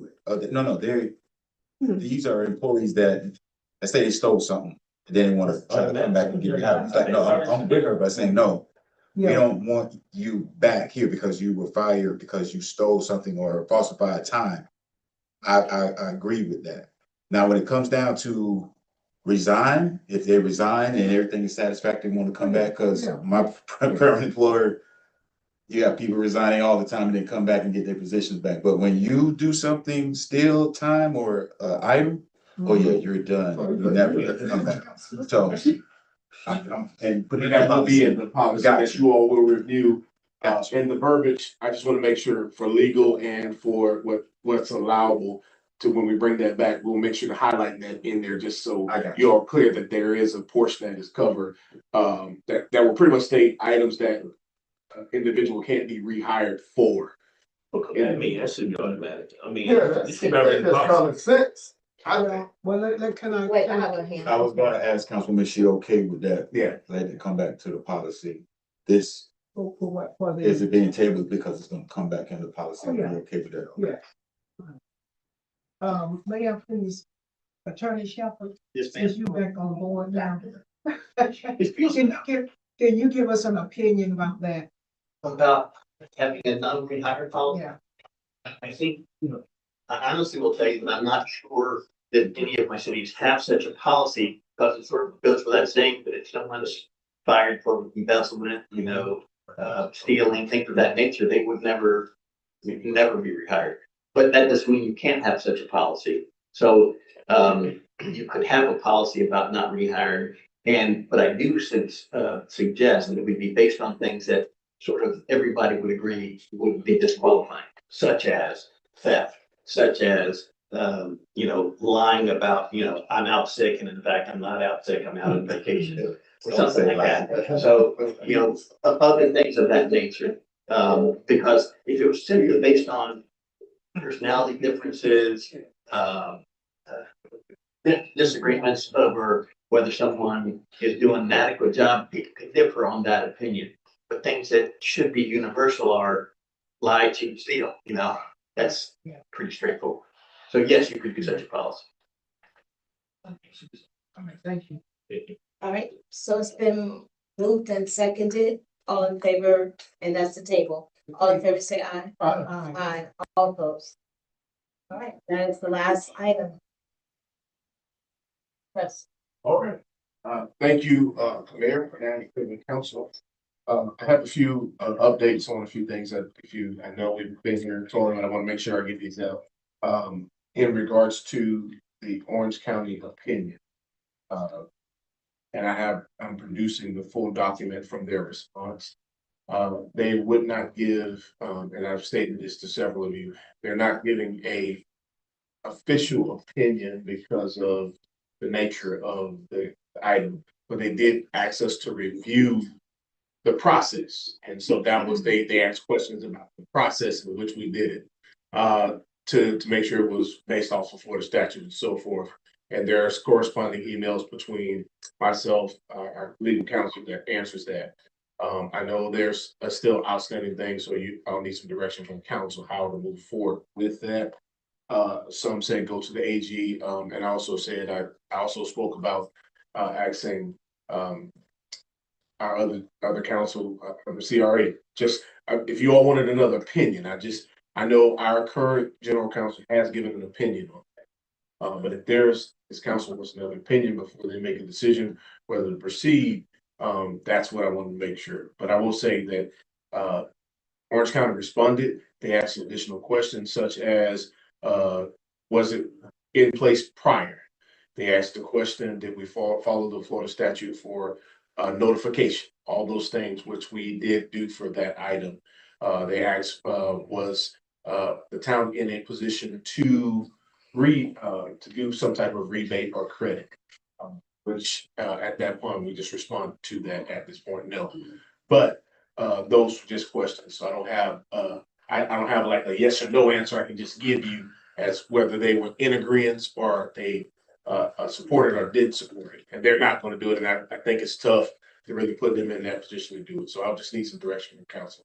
Regarding the open comments, just to that, I will be reaching out to Public Works to talk with Waste Pro to see what's the status on that and confirm that about that. And we do have a process for the 2 containers, and I'll make sure I get with the resident to schedule a meeting to discuss some of the other questions. I did get a copy of the notes that were put on file to respond to all those. In regards to Founders Day, the information is out on the table as well from what's happening with Founders Day. And that's the Thursday, the 14th through the 16th. It's a 3-day event from an appreciation luncheon to a back to school event, as well as there will be the Fountains Day celebration. So those flyers are in your read file and also being placed available for council review. Thank you for helping us to get the line of credit in place to continue to proceed with the improvement to the infrastructure throughout our town. This puts us in a really great position as Ms. Mundy has been working very hard. And so thanks to her team and the other teams that are assisting in those areas. Ruffin Street project are currently Ms. Tara is working on that, where we are now we have CPH getting a seat survey to help us proceed with getting that back before council for approval to vacate that right away. If that is the pleasure of the council. But Ms. Tara has been in good communication with them in that regards. 524 Clark Street, met with, that is where the enclosed dumpster installed that did not meet the current zoning codes and so forth. Just an update on that item. I met with Ms. Money and we talked about the disposal of it. However, I'm going to start the process now that we have our planner and development coordinator in.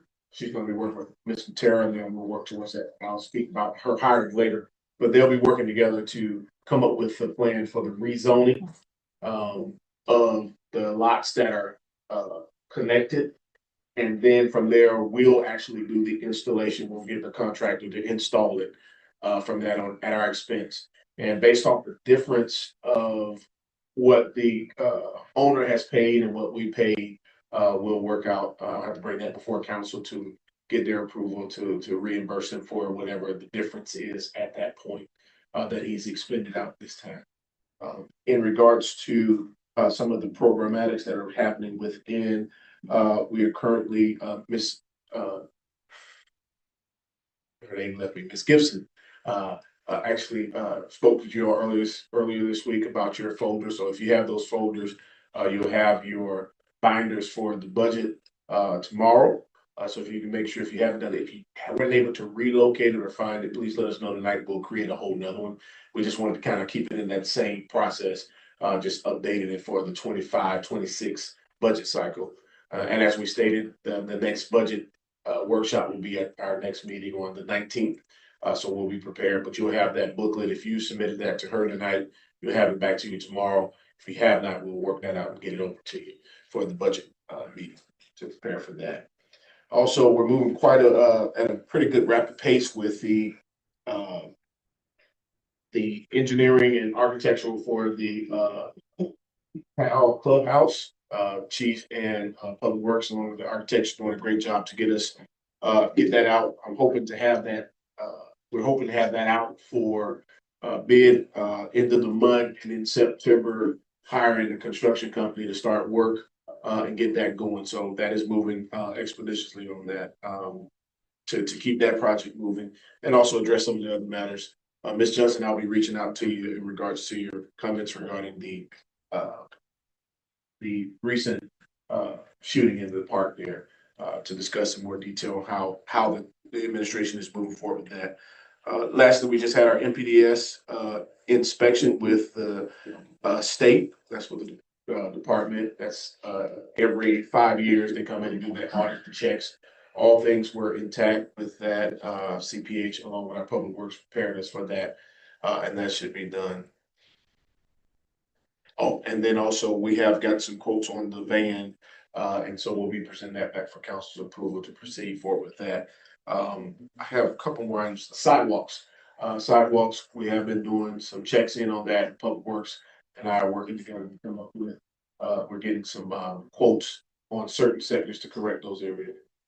Yeah, and then lastly, I know this is a hot topic right now, the Holstein project, and I did get a email from the owner, which I think he included you all. I just wanted to, I'll make sure we put this in the read file, Ms. King, for your hearing. They have not completed. So at this point, as of July 31st, based off the signed additional agreement with Addendum 3, they are now being charged $250 per day. $250 per day. And he's aware of that. He has expressed some of the challenges, one being working with the building official on some items that were predating from the code that was back in 2017 that wasn't updated in what he submitted. And so that had to be all rectified, and we had to find a measure to work. That was worked out. There was a 3 months ago, they had some issues with mechanic tools being stolen, and so they had to do some things there. And then also there was some site delays from another job with the rain and some other. These are just some of his comments. I think you all should have received that in an email from him. However, I told him at this point the agreement is the agreement, and you are expected to pay those fines. I did really encourage him. You can always come back and meet with us and we can talk about it. However, the fines are in play. It's very advantageous for you now to get the job done. And that was the final conversation. He understood that. So, but just wanted to make sure you're aware that is intake, and I'll be reaching out with council to kind of finalize to make sure everything's clear. So that's docketed and correctly noted for the record that that's in place based as of August 1st.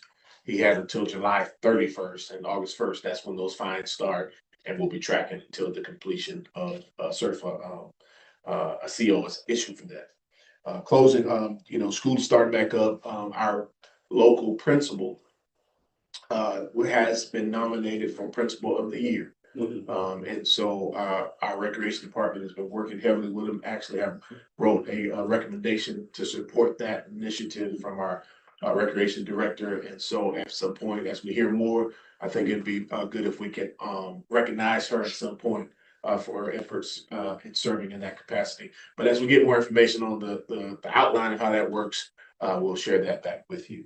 And so also to council, we are for our PD department, police department, they're working hard, getting ready, getting staff ready back for school starting next week. Or is it next week? Yeah, next Monday. So we're getting ready for a little more traffic and preparing to make sure there's safe requirements that will be taking place for that. Again, thank you. I believe that's all I have for tonight. I want to give it over to the clerk and to our attorney if they have. Just a quick update from the clerk's office. Welcome you and invite you to visit the website. Next request has gone live as of July 31st, 2025. Wonderful software to help us manage public records that come through the town, and it's also connected to our public access where you can have access to ready available records without putting in a public record request. So we're excited about that. And then also the Bruce and Winnie Mount Scholarship, we will prepare to do the presentations on August 19th. And then we have our special election that's coming up for District 15. Early voting is August 23rd through the 30th. And the actual election day will be September the 2nd. So we encourage everyone to come out and vote. And with that understanding, the meeting that will be scheduled for September the 2nd, if you want to go ahead and mark your calendar, we're going to have to move that meeting to Denton Johnson. Because this is a voting precinct. And then also for the 20.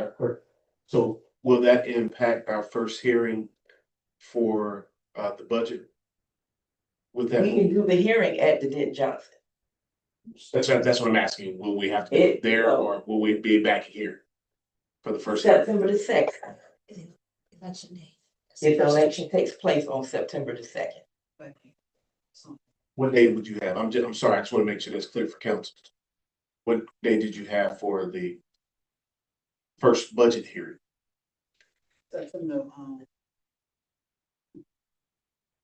Is the fourth? Third? Okay. Will they be cleared out by then? They typically pick up equipment the day after. The day after. That point. Okay, I just want to make sure the council has enough notice for that hearing if we are gonna, and the community has enough notice for that hearing. Yes, just for the September 3rd, we'll be at the Denton Johnson Center. And the meeting will be properly noted as normal. So they'll get notification of that. And then lastly, for the 2026 election, I did have a question that I meant to ask during the workshop. Being that our election is on the Saturday, do we want to participate in the early voting for Orange County? Even though they're gonna have their voting they have voting in the month of March as well. Ours is on the first Saturday, theirs is on that, I think, second Tuesday. Do we want to do early voting for our vote, Yeah, I think that's safe. for our election? That save people from going way elsewhere. They can do it right here in the community. So I think it makes perfect sense to do it early right here. Well, I only posed the question because I think it's done by a contract and I didn't know how we want to move forward with our election, since our election is on a different day. If we want to consider the early voting. So it's the will of the council, however you want me to move forward. I think it makes sense. Just my opinion, especially with our residents being here and voting for us. It makes sense for them to be able to walk out their door and walk in here versus getting in their car or catch a bus or whatever inconveniencing them. You know what I'm saying? So I think it'd make logical sense to have the early voting here. That's just my opinion. And So then I'll reach out to Orange County and just bring numbers back because there may be a cost associated, being that it's our own election. what are we gonna cause it, Bishop? But I- Because I think that was why we went the direction we went anyway with the presidential election, the save plan. Well, with the presidential election, we were able to piggyback with Orange County. That's why it didn't cost us. But because this is not a presidential year, it'll be our own election. We have to incur. Well, if it's gonna cost us, I suggest we're gonna do a 10 if it's gonna cost us. That's just my opinion. It may not be a large cost, we just need to figure out what that cost is. Yeah, whatever the cost, depending on what the cost is. Yeah. It's just, just for me, I don't know. I know, we just need to figure out what it is, and then y'all can decide if you want to know what the cost or not. Seems like it might increase the participation, but and by how much it would justify the cost. Yeah. So, all right, Just sort it all up. that's it. Oh, yes, I'm done. Thank you. Explanation. Well, it's been an eventful evening and one that I hope that I've learned some things for, and I'll try to be better. I want to offer all of you, because it's sort of been a standing offer, but I think it's important that I repeat it, that I would be happy to meet with any one of you at any time. And I say privately only because we can't meet as a group, obviously because of sunshine. And I would be happy to take you to lunch or meet you for breakfast or whatever your situation is, so you can get some idea of some of the things that I see that I think we all should be working on. And I'm happy to do that at any time. Additionally, I really do take to heart the comments about respect. It's funny because having been married for now close to 41 years, it'll be 41 years in about 5 days. 5 days, actually. One of the things that my wife repeatedly reminds me is that you're not in attorney mode when you're home and your tone matters. And so I'm a little thick-headed sometimes. It doesn't always sink in. And also sometimes I don't hear the tone that I'm using. And I also have a temper. That's true also. So those aren't excuses. They're just to tell you, to acknowledge the fact that I can recognize, even when I don't necessarily see it in the moment, that there may be times when I say or do something that rubs people the wrong way, but that's not my intention. Because like you all, I have the best interest of this town in mind always. It is more of a mission to me than it is a client. And I want you to believe that if you don't believe anything else. I've had discussions with some of you who are you aware of that? And I also wanted to make sure, particularly today, that I checked the docket, given what the discussion has been. And so I didn't expect that I'd still be here to have to check, but since I am, I reached out to my associate and said, please check the docket right now. And she looked all the way back till July 1st, 2025. And as to today, she did not see anything on the docket that's new since July 1, 2025. But because of the circumstances that happened last time, is there anybody else in the room that knows about a lawsuit that I don't know about?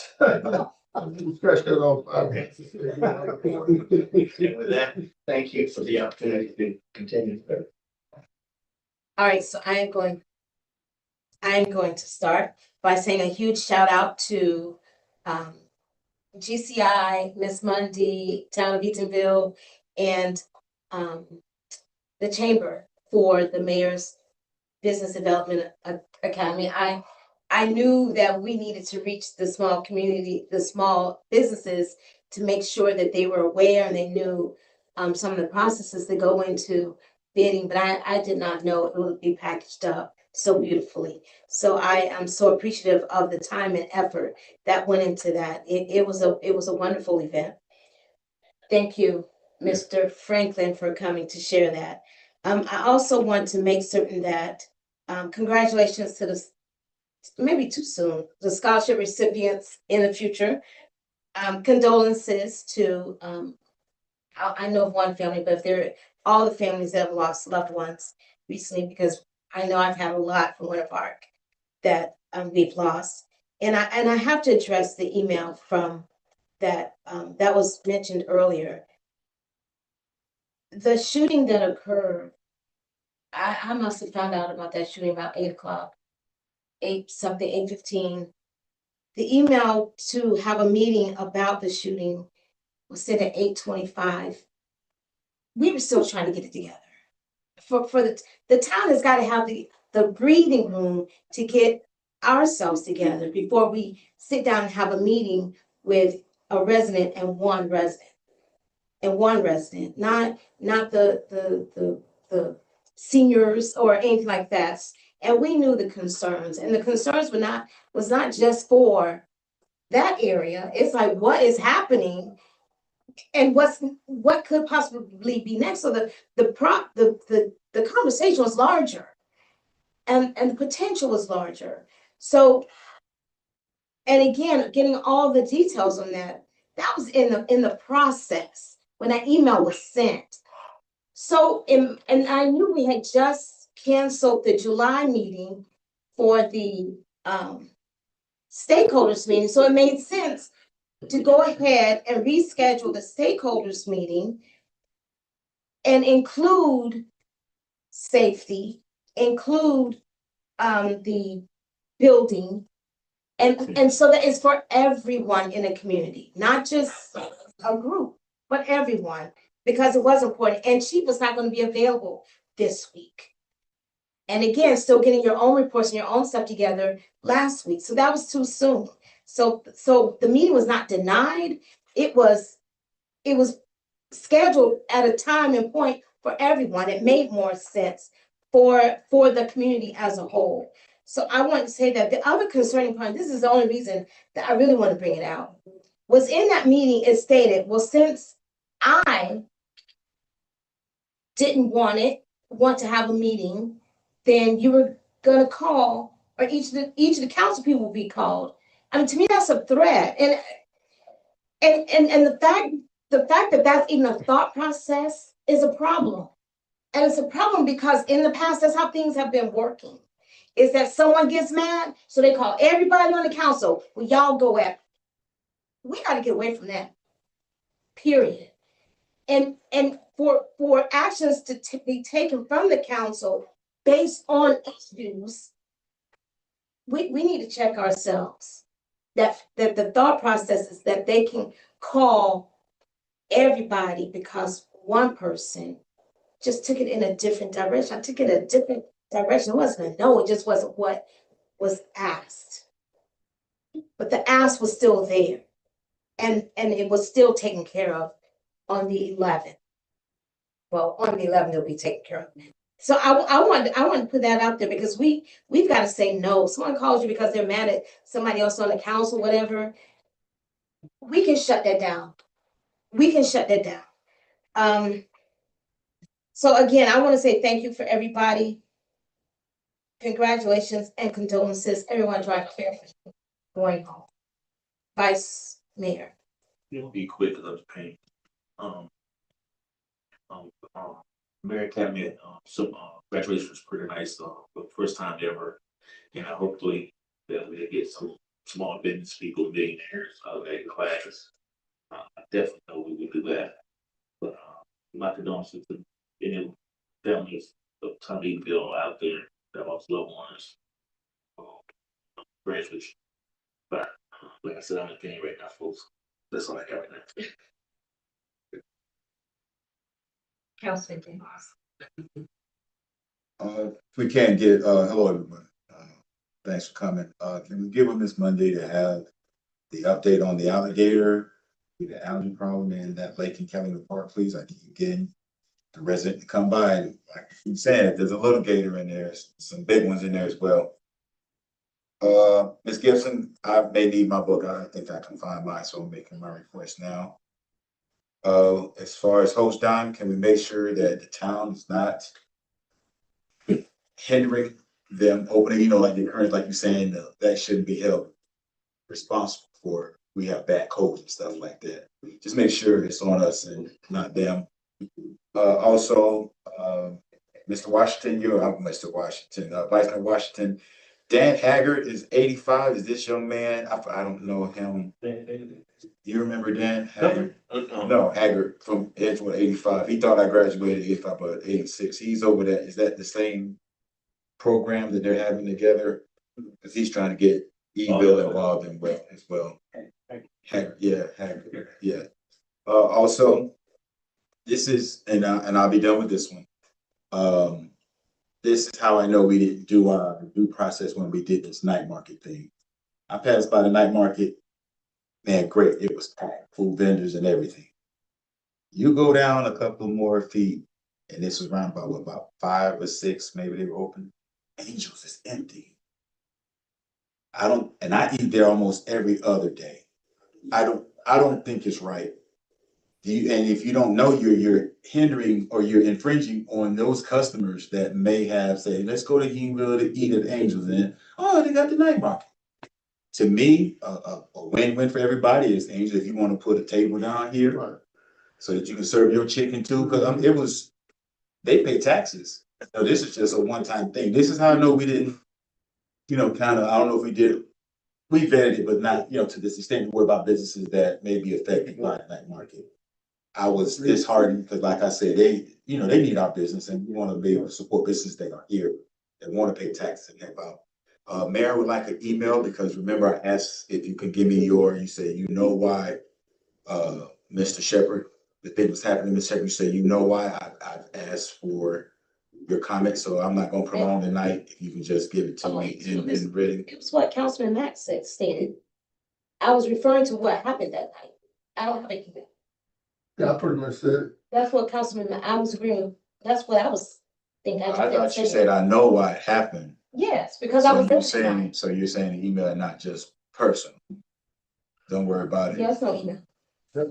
And thanks everybody for coming. I think that's it. Yep, thanks everybody for coming out and have a great night. Councilwoman. Okay, I won't be very long. Okay. Congratulations, for the graduation. That was very nice, very complimentary of the town. Hopefully looking forward to the event to be again sometime in the future. Okay, there's Miss King, can you just show that video on the board? That picture. There's I just want to show this particular photo here of street markings on the street in Eatonville down on the west end on Kennedy. And I think it was very important. You see those tie marks?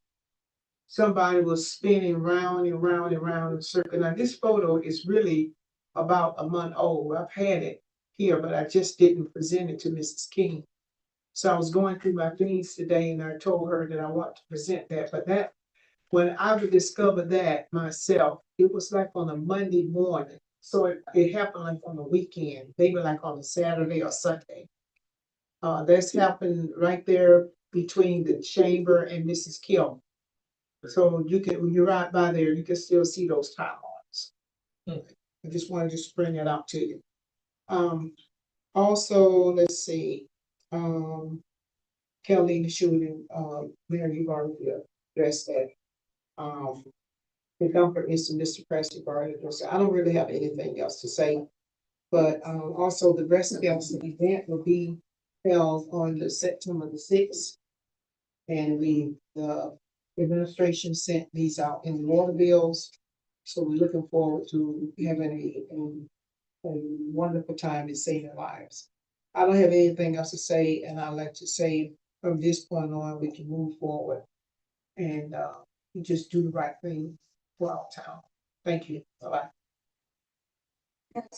All right, good evening, everyone. I got a great appreciation for everybody that's here this evening participating in our town meeting. I think it's important that people show up and, show their engagement and have any questions or whatever it is that you want to share. That's why we got that panel up there. I strongly recommend anybody that have any issue that they want to discuss, please show up. But anyways, I would like to give my condolences to anybody that have lost any loved ones, especially to my wife. She lost her cousin. She just came back from California, her first cousin. So you know how close that can be. So my condolences to her and her entire family and what they're dealing with right now. And also, a big congratulations to all the recipients that received the Bruce and Winnie Mount Scholarship Award. So those kids are very. I wish we can do more.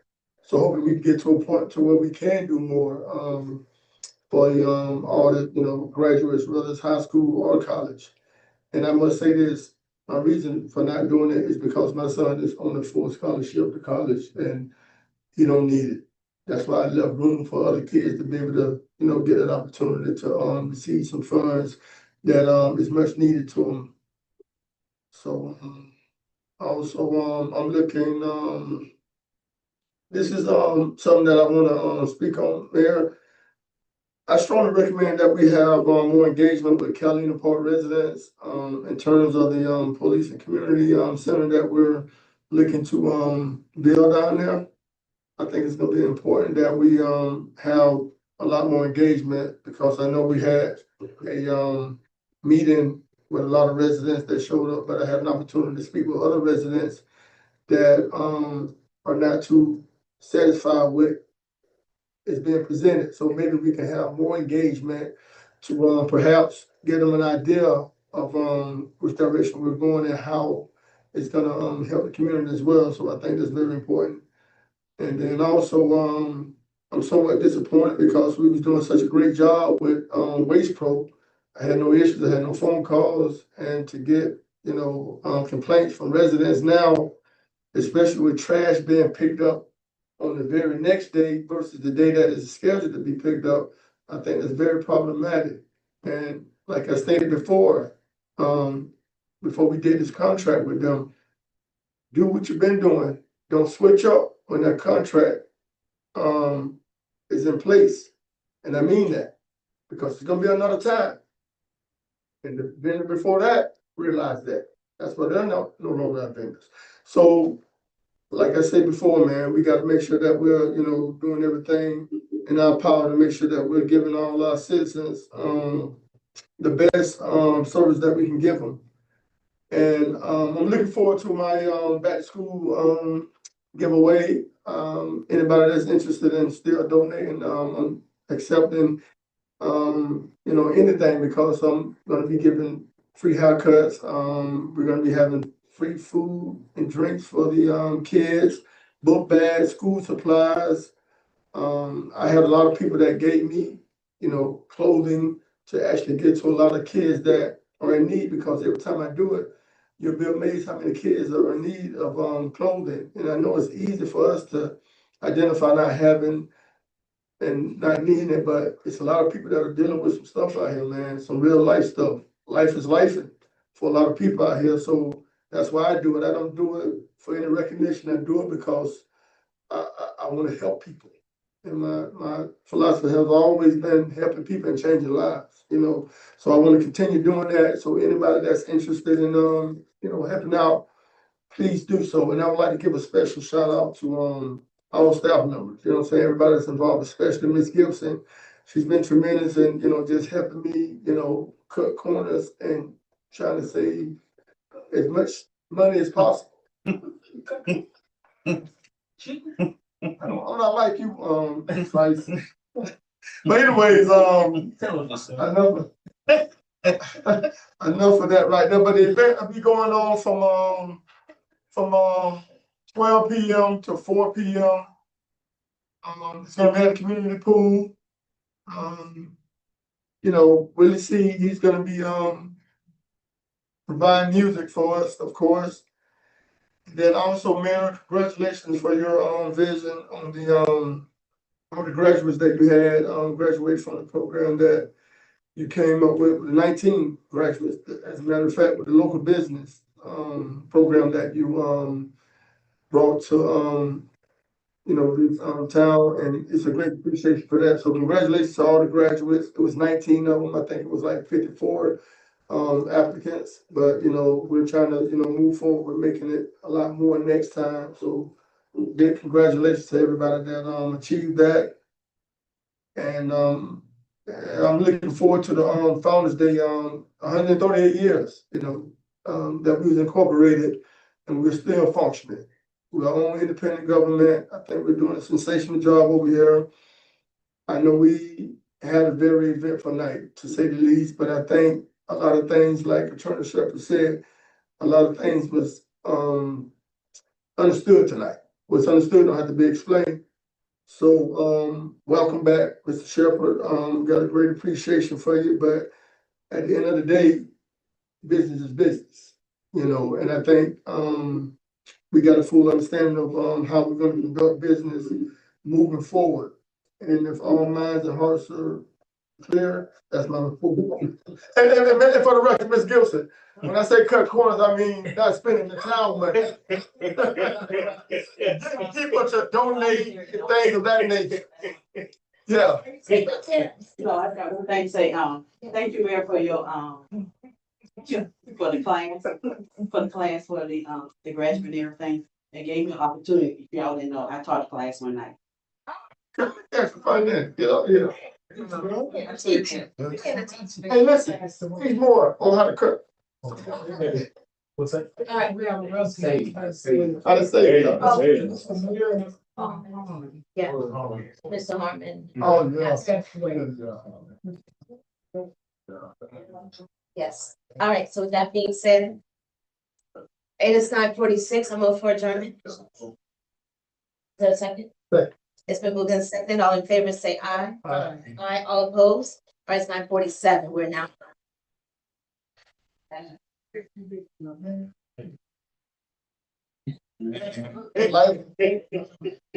Life is life. Yeah. Meeting is meeting. It's